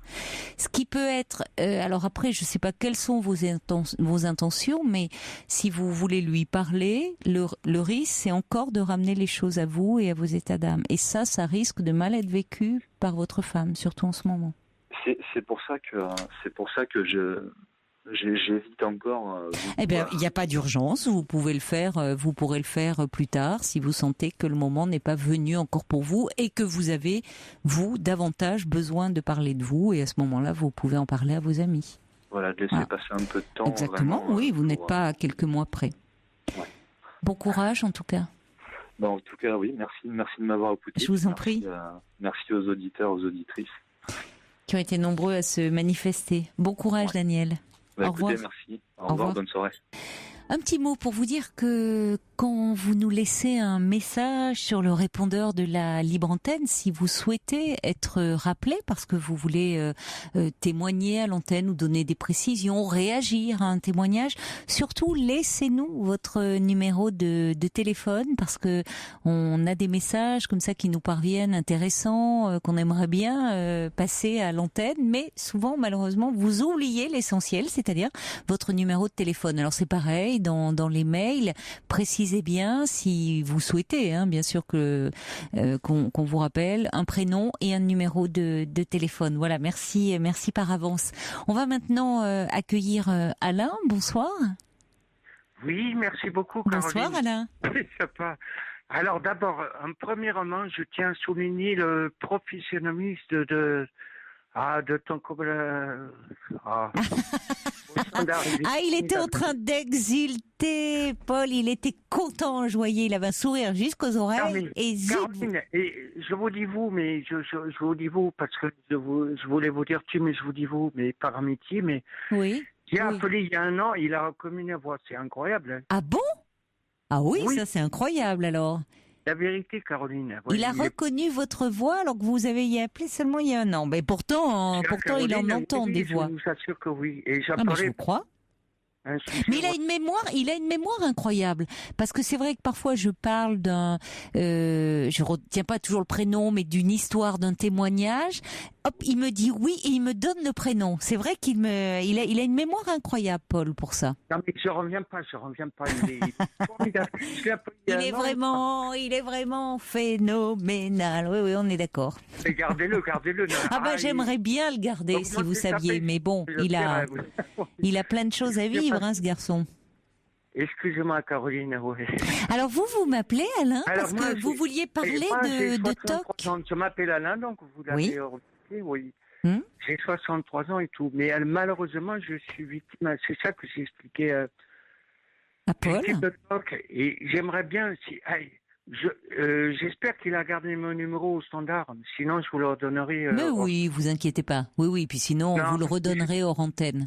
Vous vouliez parler de. Vous souffrez de TOC, de troubles obsessionnels compulsifs. Obsessionnel compulsif. Compulsif. Mais c'est difficile. Ce n'est pas. Comment vous dire. Avant, là, maintenant, je suis à la retraite. Vu que j'ai 63 ans. Oui. Donc. Si vous voulez, ça me retombe un peu dessus, mais avant, j'étais à la hache, si vous voulez. Donc, j'étais reconnu par rapport à la hache, vous savez. L'allocation adulte handicapé. Voilà, j'étais reconnu. En raison de ces problèmes de TOC. Voilà. Mais alors, le problème, c'est que ça ne se voit pas. Ah ben non. Comment ça se manifeste chez vous ? Quel genre de TOC avez-vous ? Plus clair, Caroline. Mais en fait, même quand je me rendais à la maison des handicapés, je suis dans les roues, je peux vous le dire, voilà. Mais il y avait des personnes en chaise roulante et tout, avec des cannes. Et nous, on n'a pas des cannes blanches. Non, mais ça n'a rien à voir. Ça n'a rien à voir. Et en fait, le phénomène d'être à la hache, si vous voulez, c'est d'être en dehors, d'être dans le domaine social. Voilà. Je résume grossièrement. Non, mais il y a des différentes formes, évidemment, de handicap. Il y a tous les handicaps moteurs. Voilà. Et puis là, ce que vous décrivez, c'est plus d'ordre psychique. Et ça peut être très invalidant, même si ce n'est pas visible au premier abord. Mais il y a ça peut être très, très invalidant. Mais vous nous disiez, parce que ça vous a causé un petit souci, notamment au moment de Noël, avec vos petits-enfants. Donc vous nous en parlerez après le journal de minuit. Alain, on va marquer une pause parce que là c'est l'heure du journal et on aura peut-être d'autres personnes qui, comme vous, souffrent de TOC. À tout de suite.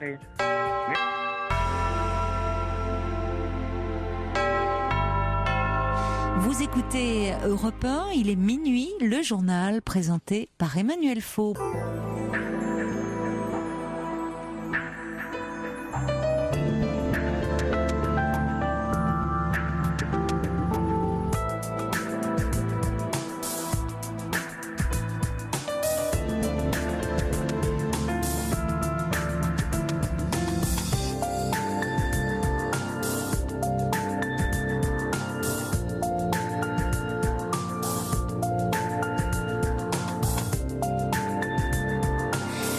Ensemble et en direct comme tous les soirs sur Europe 1 jusqu'à 1h du matin. La ligne est ouverte au 39 21. Alors si vous vous sentez un peu seul, si vous avez des soucis qui vous empêchent de trouver le sommeil, surtout n'hésitez pas à nous appeler 39 21. On va retrouver Alain, vous êtes là ? Oui, bonsoir, Paul m'a dit qu'on m'entendait pas bien, alors... Mais je vais vous repasser Paul alors, parce que j'ai l'impression que vous avez surtout envie de parler à Paul ce soir. Non. Si, on vous entend bien. Mais est-ce que ça passe le son ? Mais oui, vous inquiétez pas Alain. Ça passe... mais Paul, je l'adore, mais ça fait rien. Je l'adore aussi, Caroline. Ben écoutez, mais... Oui, et ça passe bien, je peux parler... Il y a pas de souci, on vous entend très bien, mon cher Alain. Alors, vous souffrez donc de TOC, de troubles obsessionnels compulsifs. Et alors, ça vous a joué des tours un peu à Noël, puisque... Vous vouliez envoyer des cadeaux de Noël à vos petits-enfants ? Ils vous appellent, s'ils appellent. Mais un des derniers tours que ça m'a joué, voilà. Donc, ça s'appelle phénomène de procrastination. Oui, c'est ça. C'est-à-dire toujours remettre au lendemain ce qu'on pourrait faire le jour même. Ils ne sont pas au courant forcément. Ça veut dire en fait de tout faire en retard, en fait.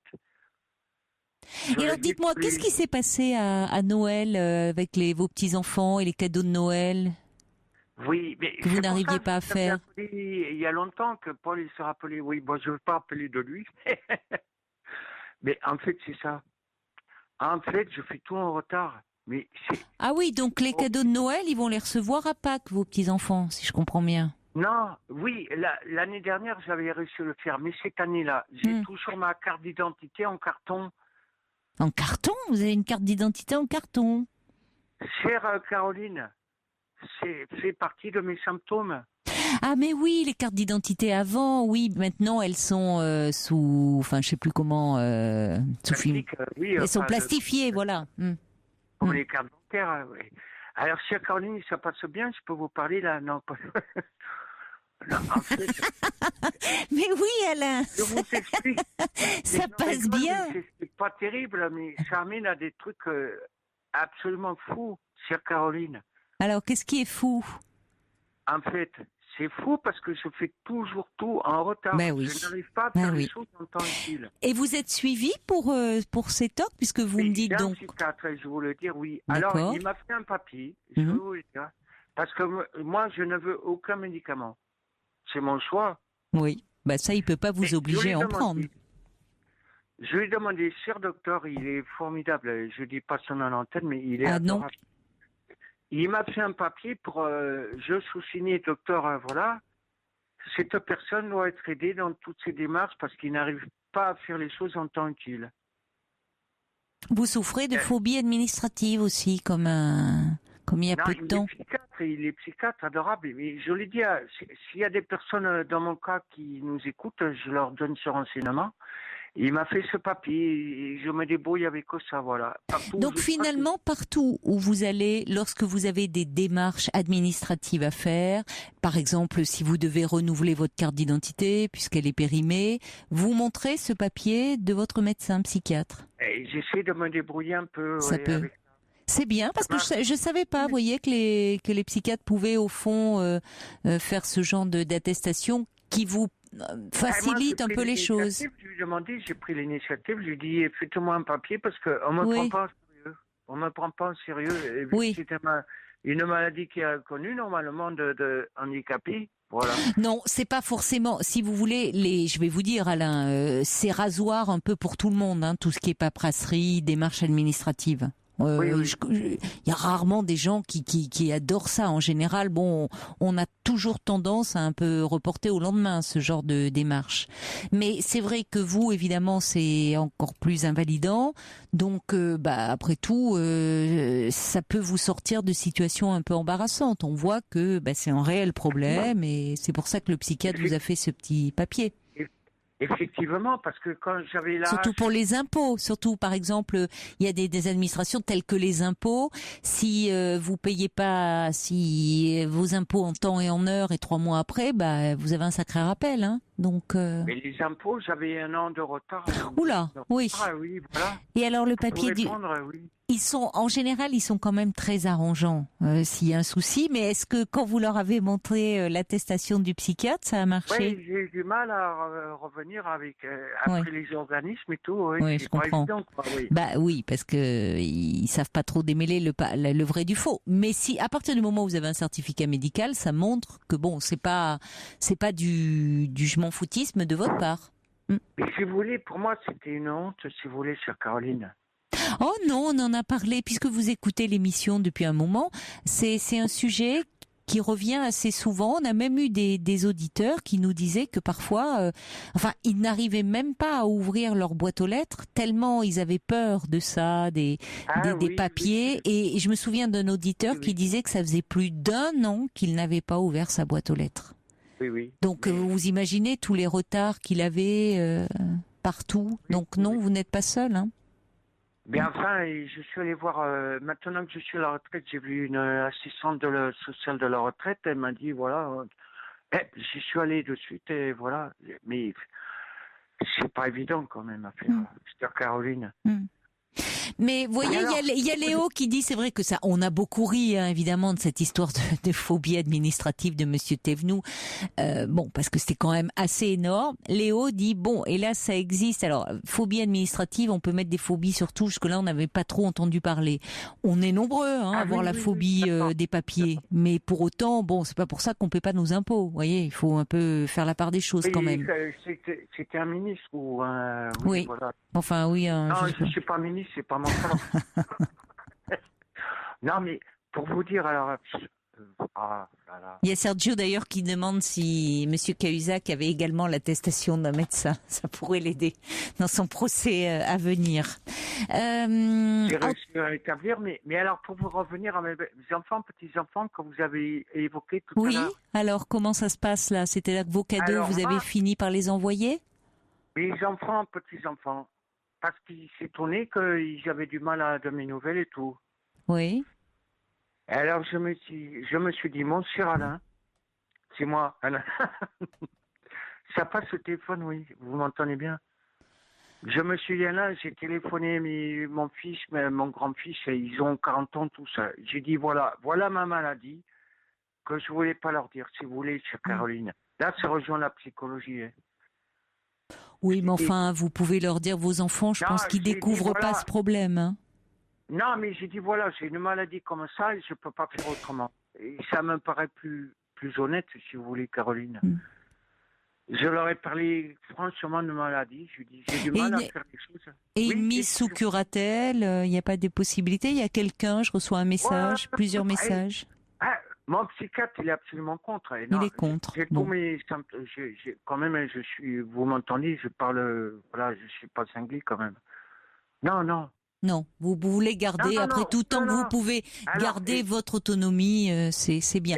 Alors il y a Margaret, il y a Margaret qui, pour conclure, je dirais, Margaret demande, enfin cite la pièce, c'est vrai, l'excellente pièce de Laurent Baffy. Il a fait une pièce sur ce sujet, ça s'appelle Toc Toc. Ah oui, je savais pas. Et elle dit que c'est vraiment formidable et qu'on peut la voir intégralement sur YouTube, dit Margaret maintenant. C'est vrai que c'était c'est tout l'humour complètement déjanté de Laurent Baffy et c'était très bien fait.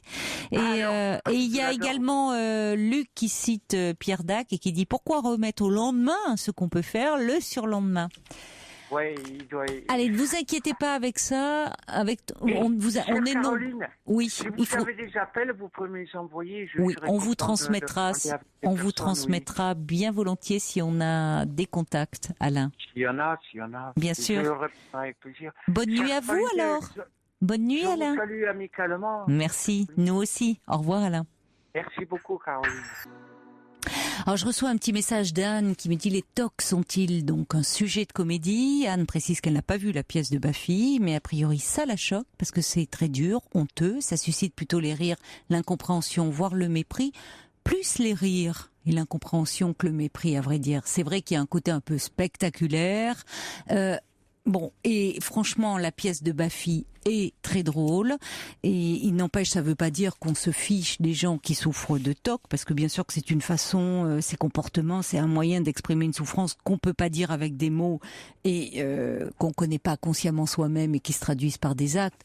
Pour autant, c'est quand même important qu'il y ait des gens qui puissent nous faire rire aussi de ce qui par moment peut être un réel problème et quelque chose d'un peu invalidant pour nous. Heureusement qu'il y a l'humour, ça nous sauve de beaucoup de choses, si ce n'est de tout quand même. Hein. Allez, on va accueillir maintenant Joël qui est avec nous. Bonsoir. Bonsoir Joël. Bonsoir. Et merci de votre patience parce que il paraît que vous attendez depuis un bon moment au standard. Donc, oh oui, merci. 2-3 mois, je pense. Bon, non. Et c'était. Ça va, vous avez de l'humour, heureusement. Un collègue m'a expliqué que. On me l'avait jamais fait ça encore. J'attendrai quand même beaucoup moins. Ouais. Et donc, voilà, je viens vous embêter un peu. Mais non, vous m'embêtez pas. Sur une question, je pense, oui. Qui n'est pas tant,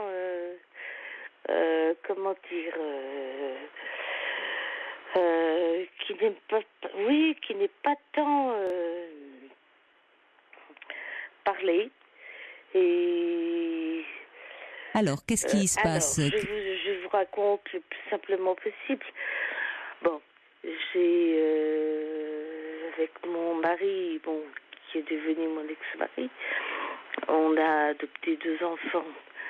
Donc au Vietnam, donc qui ont maintenant, ils étaient nouveau-nés, donc ils ont maintenant 20 ans et 22 ans. Et ils vont bien, ils font leurs études, etc. Mais c'était plutôt de ça que je voulais parler, parce que moi, en tant que mère, j'ai finalement énormément souffert du moment où ils sont partis. Enfin, l'un est actif sur Paris, l'autre a décidé de rester vivre chez son père. Et je me suis dit, mais finalement, qu'est-ce que c'est que qu'est-ce que c'est que cette histoire? On nous dit, faites des enfants. Bon, je caricature un peu. Non, mais ça a été douloureux, le départ, au fond, de vos enfants, de la maison. Ça a été très douloureux. Ça a été très douloureux quand mon fils est parti vivre chez son père. Et puis, quand ma fille, même si elle a vécu avec moi beaucoup plus longtemps, elle a fait ses études, elle a commencé à faire des études de médecine. Et donc, effectivement, il fallait lui trouver un studio, voilà, quoi, bon. Oui. Et je me suis, c'est vrai que j'ai vraiment beaucoup souffert, tout en me disant, et d'autres disant à côté de moi, mais oui, Joël, tes enfants, tu les fais pas pour toi, ils sont, voilà. Oui, donc, c'est ce qu'on, mais. Oui, bien sûr, on rationalise dans ces cas-là, mais il n'empêche qu'il y a quelque chose qui est douloureux dans ce départ. Et c'est vrai que vous avez raison, on en parle très peu. On en parle, on en parle très peu, comme si les parents, peut-être les mères, je ne sais pas, ça serait intéressant de savoir comment les pères le ressentent. Peut-être les mères le ressentent encore différemment, avaient une culpabilité au fond à se dire je vis mal ce moment-là de ma vie, parce que évidemment vous savez intellectuellement que on fait pas des enfants pour soi, qu'à un moment ils vont voler de leurs propres ailes. Il n'empêche que c'est pas simple. Il y a un moment de flottement, tout de même de séparation. Oui. Et je trouve que c'est un point, un sujet sur lequel, au fond, on ne travaille pas. Oui, on est. Voilà, parce que c'est quand même moi je vais passer l'âge de la retraite. Mais voilà, donc là je vis pour l'instant seule, mon fils il vit chez son père, et puis Delia a un studio sur Paris, parce qu'elle fait médecine et tout, etc. Mais il y a cette rupture, c'est pas une rupture, c'est une... Excusez-moi, c'est pas une rupture, mais c'est un lien qui se... Une séparation, vous dites, il y a quand même une séparation, et c'est pas facile, les séparations, hein? Oui, c'est une séparation. Une séparation c'est pas une rupture, dans le sens qu'il y a, mais il y a quand même il y a quelque chose, même physiquement, c'est que les enfants on sait qu'ils quittent la maison et qu'a priori ils n'y reviendront plus. S'ils y reviennent, c'est ponctuellement. C'est-à-dire que dans ce quotidien, dans ce qui tissait les liens du quotidien, n'existera plus. Voilà, tout à fait. Alors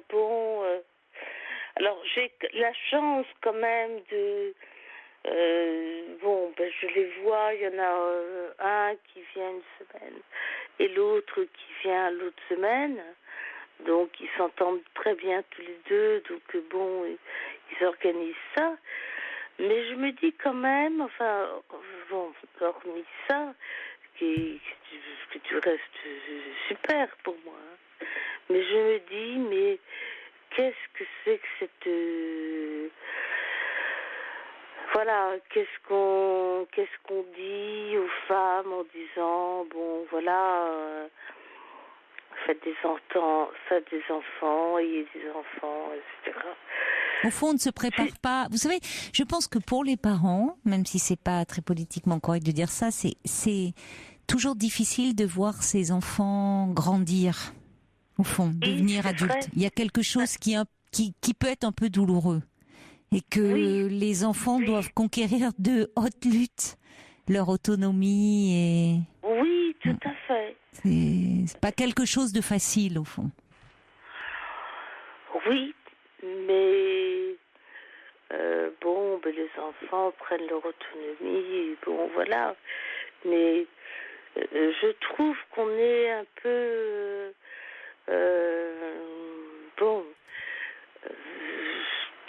je trouve que...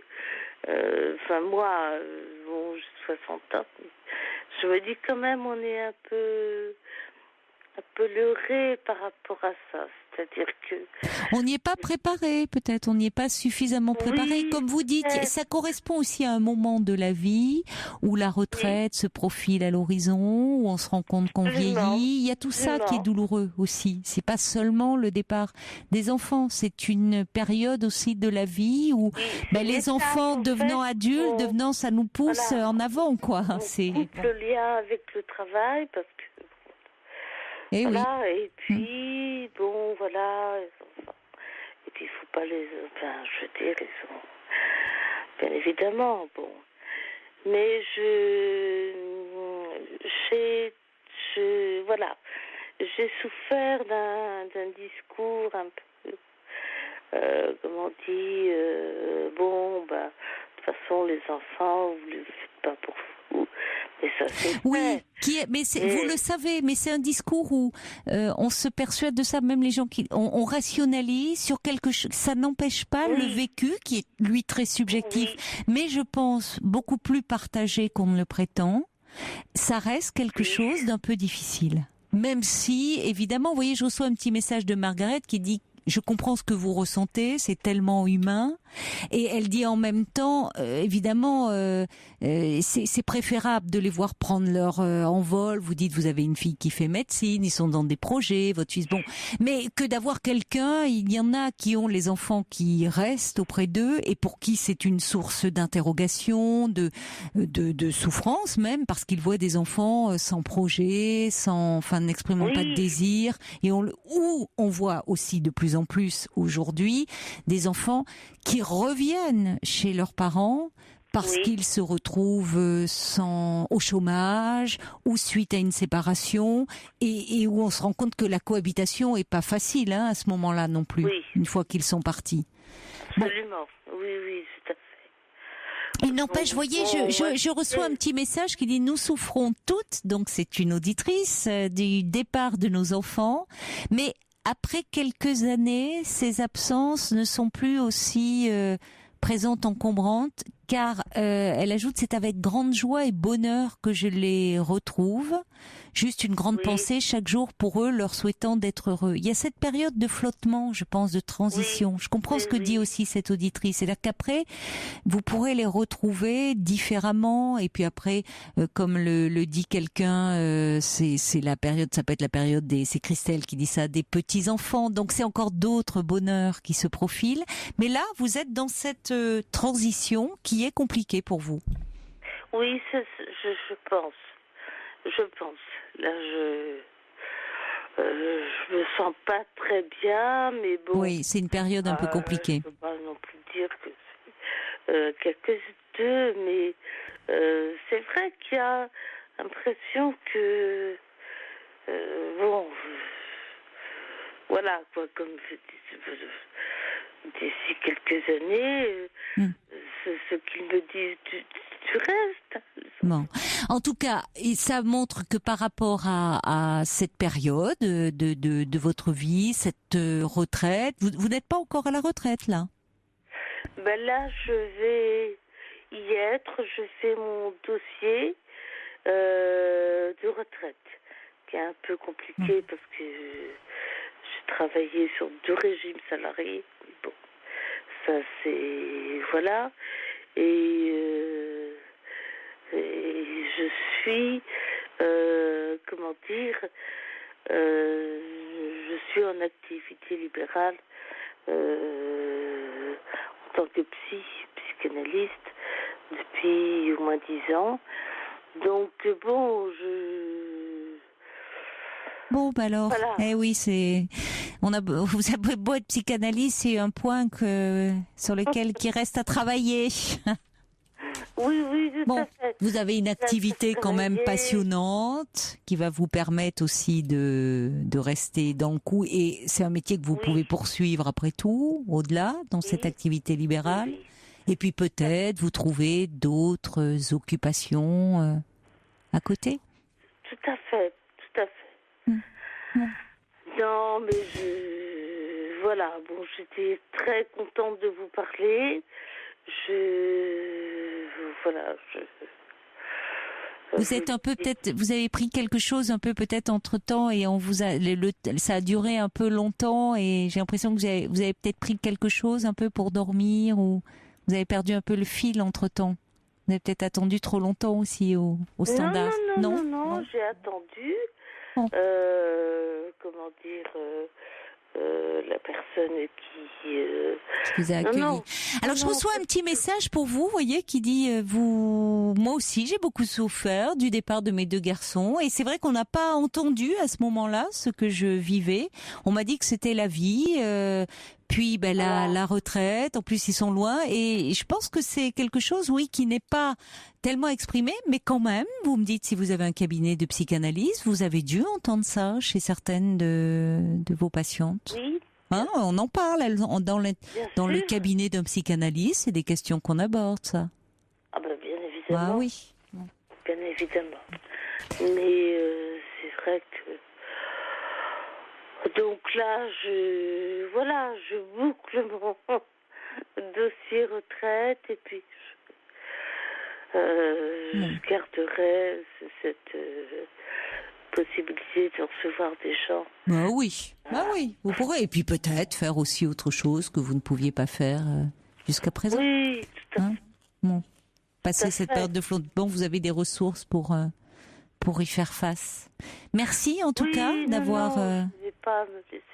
Non, mais c'était surtout par rapport à cette histoire d'enfants, au fond. C'est vrai que les enfants, on les fait pas pour soi. Je suis tout à fait d'accord. Mais il y a un moment quand même. On le sait, mais c'est un peu triste, quoi. Voilà. Parce qu'on aimerait bien quand même... les garder pour soi, mais voilà, c'est pas, ce n'est pas dans l'ordre des choses, et c'est face à ce vide que vous ressentez. Il y a certainement d'autres choses à mettre en place, et puis peut-être, vous savez, il y a des moments où on ressent le besoin de se refaire une petite tranche d'analyse pour reparler un peu de douleurs qui viennent nous habiter ou nous encombrer. Pourquoi pas, après tout, hein?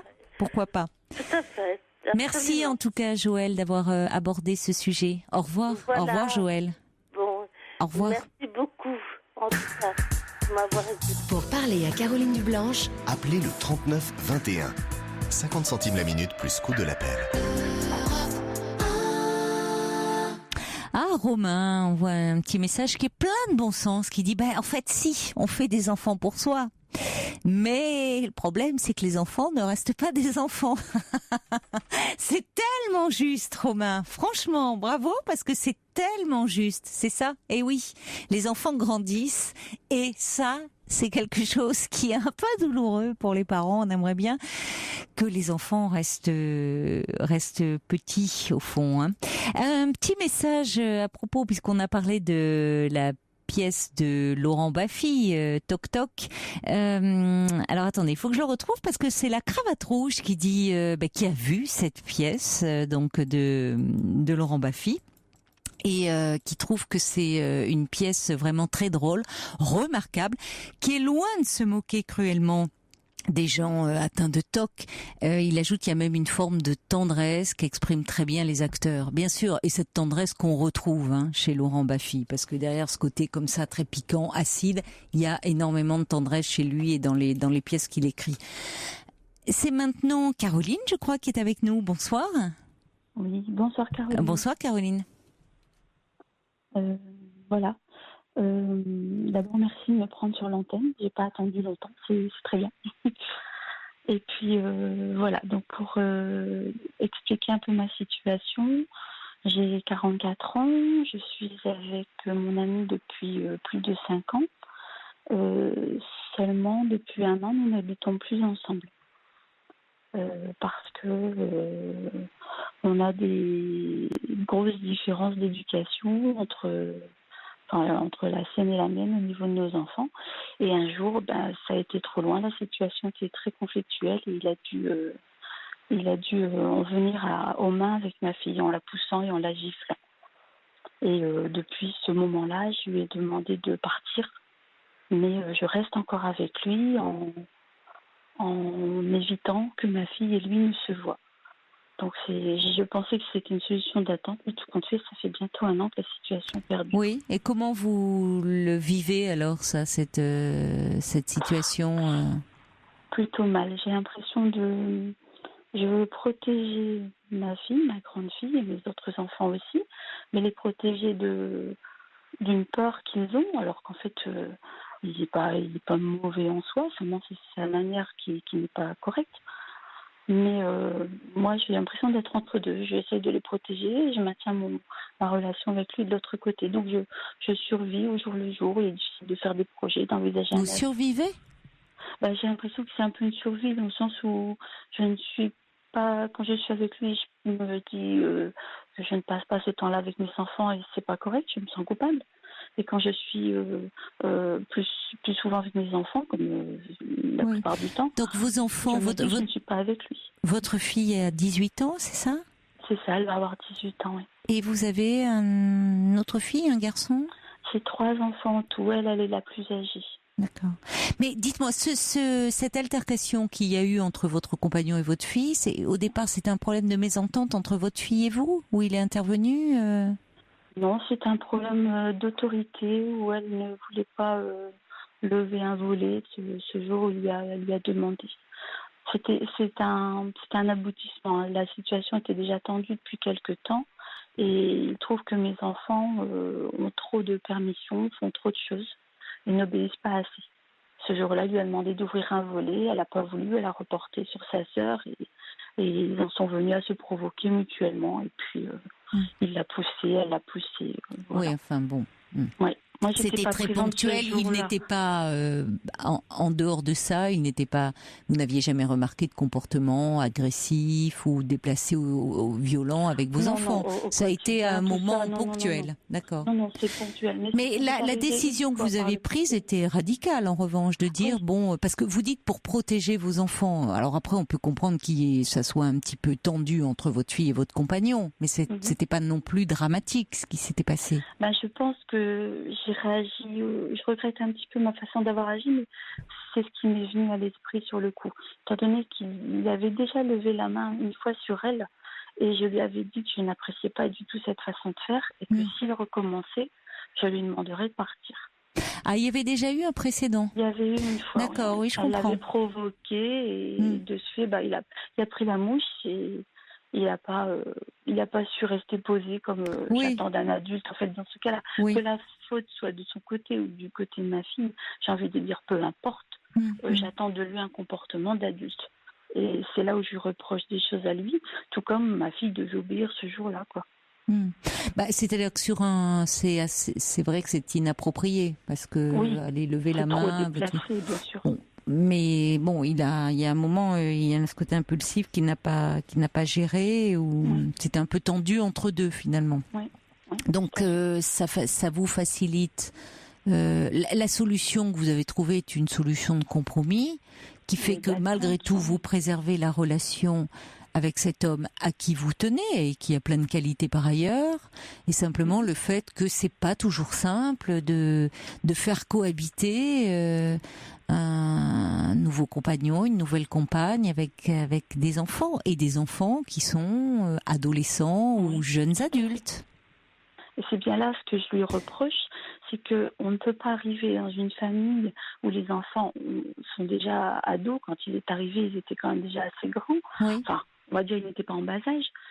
On ne peut pas inculquer une éducation à des enfants qui ont déjà un certain âge, qui plus est lorsque ça n'est pas les siens. C'est vrai. Et lui, il n'a pas cette patience, cette clémence, cette tolérance. Oui. Et bon, ça j'ai envie de dire, il ne l'a pas en lui, il ne l'aura pas.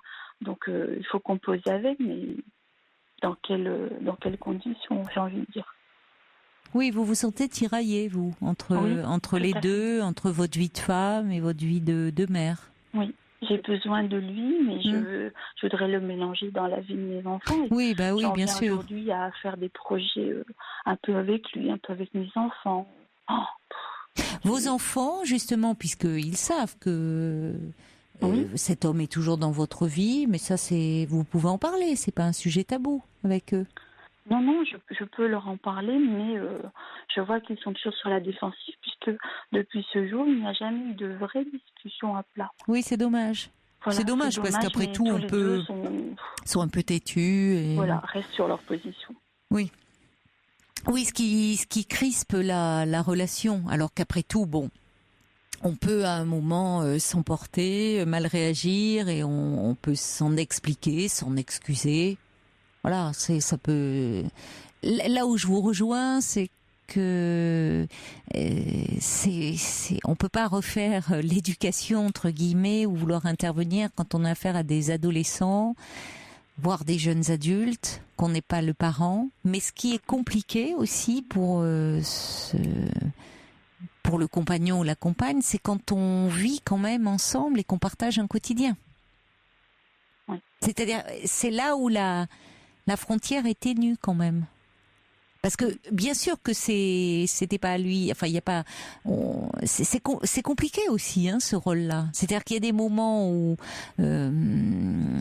c'est difficile de dire bon après tout, je m'en fiche, je laisse faire, et alors que vous êtes amené à tout le monde cohabiter ensemble. Il en était arrivé là, c'est pour ça que je vous disais que la situation était tendue avant donc que la situation, que je lui demande de partir. Il en était arrivé à se mettre en retrait et à laisser faire. Donc c'était pas une vie pour moi que de m'occuper vraiment de mes enfants, de sentir son regard posé sur moi ou son jugement qui me planait. Enfin, je le sentais. Et je dirais même que c'est pire que de ne pas être intervenu. Oui, vous sentiez volontairement en retrait, quoi. De dire, je me mêle plus de rien, débrouille-toi. Voilà. Donc, pour moi, c'était lourd à gérer et lourd ce regard qu'il pouvait avoir, ce regard négatif, en fait, sur mon éducation envers les enfants. Par contre, le fait qu'il se soit mis en retrait, ça a tout déclenché le jour où il aura demandé quelque chose ou elle n'aura pas obéi. Oui, ou manifestement votre fille aussi faisait preuve de mauvaise volonté, le poussait un peu à bout. Bien sûr, et puis elle exagère. Un rapport de force, quoi. Voilà, pour moi les torts sont des deux côtés, avec un peu plus pour lui, j'ai envie de dire, puisque c'est à lui, plus de lui d'un adulte. Qu'il est plus grand. Voilà. Il a des enfants, lui, je sais pas. Ils ont quel âge? Il a une fille qui va avoir 10 ans et je dois avouer que il est juste la plupart du temps, mais il l'aura quand même bien favorisé. C'est ce qui aura créé davantage de tension, je pense, entre mes enfants et lui. S'il avait été un peu plus juste et surtout toujours avec sa fille comme avec mes enfants, on n'en serait peut-être pas arrivé là, à mon avis. Et ça, il ne peut pas l'entendre. À ce jour, j'ai beau lui dire non, il n'entend pas le fait qu'il puisse ne pas être juste envers mes enfants, tout comme il ne l'est pas envers sa fille. Non. Vous trouvez qu'avec sa fille, il est trop dur? Non, il est dur dans son attitude, dans son exigence d'éducation. Oui. Mais soit elle est encore jeune, ça fonctionne. Quand l'enfant est plus petit, ça peut aller, surtout quand c'est le sien, j'ai envie de dire. Mais il aura été parfois injuste envers les miens, c'est ça que je voulais dire.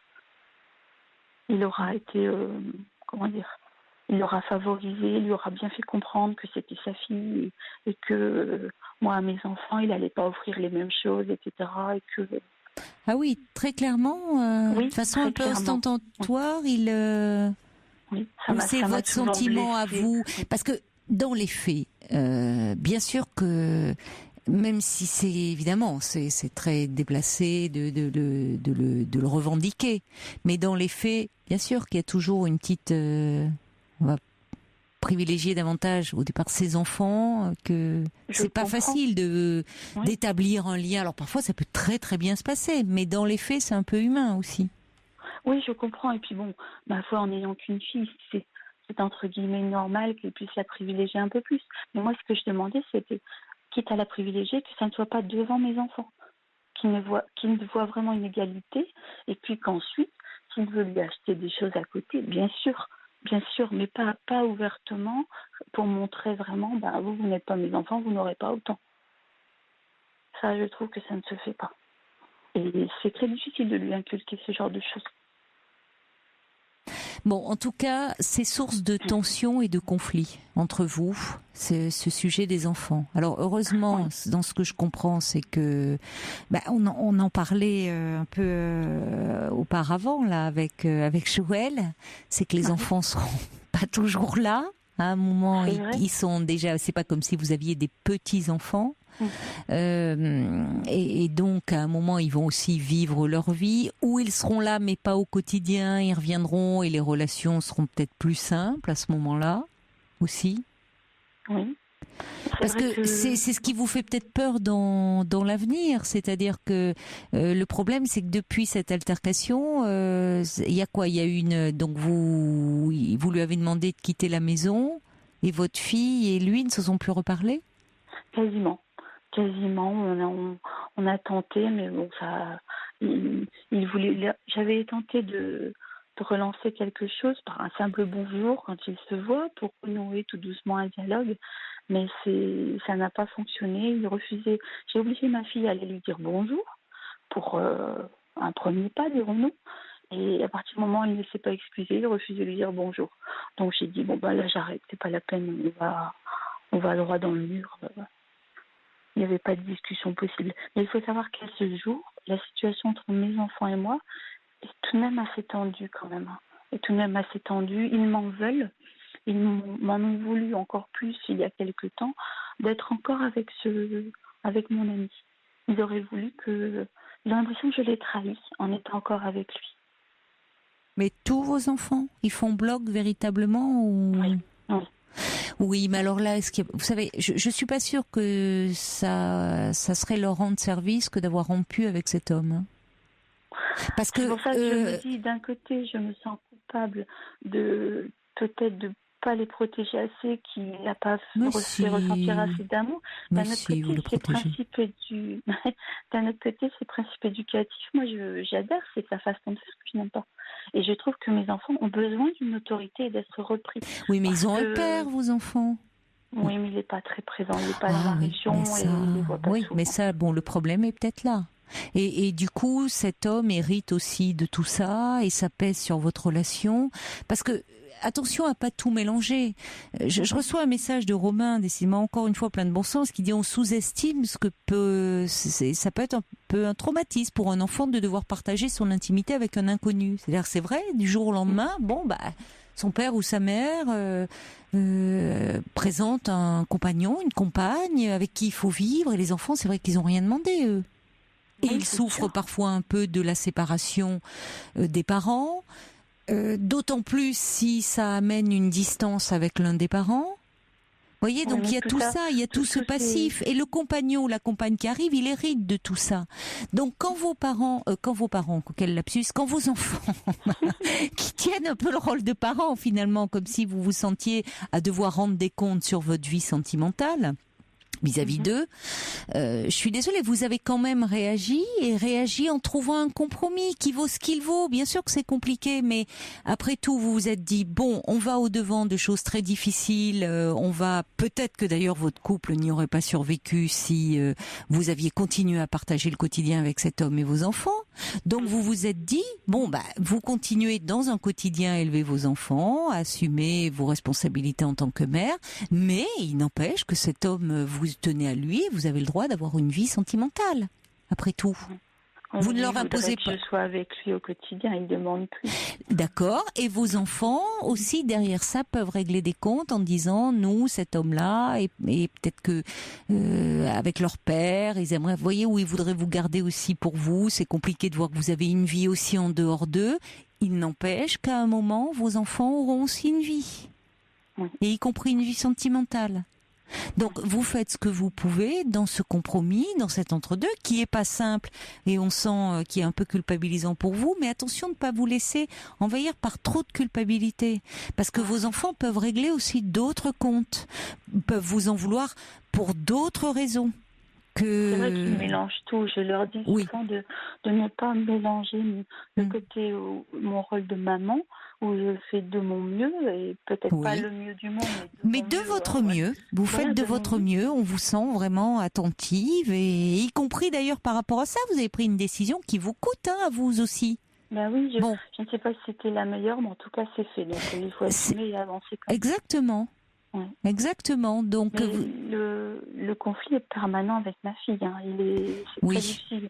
Je n'ai plus de complicité ou de partage avec ma fille. Elle est très froide. Elle me le fait vraiment payer, c'est le cas de le dire.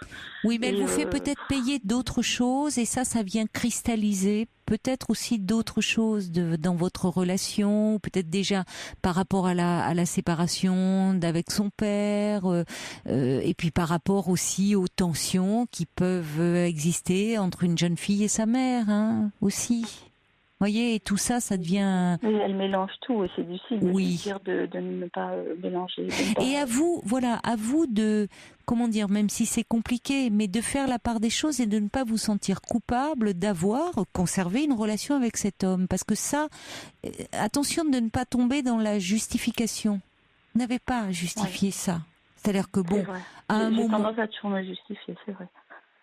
À un moment, vous avez réagi et vous pouvez dire à votre fille, oui, c'est vrai que là, c'est allé un peu loin, même si tu l'avais provoqué. Mais enfin, ça serait devenu très compliqué entre vous deux. Ça me facilite pas la vie. Vous pouvez lui dire aussi. C'est bon, voilà. Ça me facilite pas la vie, mais bon, finalement, on a trouvé cet accord-là. Maintenant, je te demande pas d'aimer cet homme, toi, mais de pas me dire ce que je dois faire. Enfin, c'est pas à elle de vous dire comment vous devez mener votre vie de femme non plus, parce qu'il y a une forme aussi de, oui, il y a d'autres choses qui se règlent dans cette histoire-là. Il faut que vous fassiez la part des choses là. Elle est très dure. Elle est très dure. Lorsque je lui dis que je suis fatiguée, j'évite de le faire venir chez moi, ou lorsqu'il vient chez moi, je dis à ma fille qu'il va venir. Comme ça, elle n'est pas là, ou alors elle reste dans sa chambre. Mais elle n'entend pas ma fatigue ou mes douleurs, ou de temps en temps les mauvaises humeurs. Elle ne les entend pas. Elle est vraiment très dure. Elle m'a dit qu'on n'était pas une famille. Que j'étais pas. Oui, mais vous voyez, il y a d'autres choses. Vous voyez bien son ambivalence. Au fond, avec votre compagnon, elle n'était certainement pas facile non plus à vivre. Oui. Elle était, et en même temps, elle vous dit, elle a beau jeu de vous dire, on n'est pas une famille, si, mais bon, une famille avec comme voilà, et puis ça, elle parle d'autre chose, de la séparation d'avec son père, du fait que peut-être son père lui manque, ou qu'elle est pas suffisamment proche de lui, et donc c'est vous qu'elle attaque, parce que vous êtes là, quoi qu'il en soit. Elle peut d'autant plus. Vous savez, si en même temps elle vous attaque, c'est parce qu'elle vous sent forte et qu'elle ne doute pas de l'amour que vous lui portez. C'est pour ça aussi qu'elle peut vous attaquer, parce qu'elle sait que vous êtes là, quoi qu'il arrive, et qu'elle peut compter sur vous. Elle le sait. Donc c'est ce qui lui fait aussi qu'elle s'en prend à vous. Donc vous, il faut aussi que vous, que vous preniez un peu de distance par rapport, et au fond, que vous assumiez davantage ce choix que vous avez pris, qui est compliqué, mais qui ne doit pas être source de tiraillement et de culpabilité comme ça. D'accord. Vous faites au mieux. Jour, je peux envisager une relation, un nouvel avenir avec mon ami et mes 2 autres enfants. Oui, et même avec votre fille, il y a des choses qui rentreront dans l'ordre, ne vous inquiétez pas. Ça va rentrer dans l'ordre. Votre fille elle-même, à un moment, elle va tomber amoureuse. Elle va. Alors très bien. Très bien. Écoutez, laissez-la vivre aussi. Elle va vivre ses amours. Elle va comprendre que les choses sont pas blanc, noir. C'est pas aussi manichéen. Et que ça se trouve, elle s'entendra très bien dans quelque temps avec votre compagnon. Apaisez-vous par rapport à ça. Merci de votre appel, Caroline. Caroline. Au revoir. Au revoir.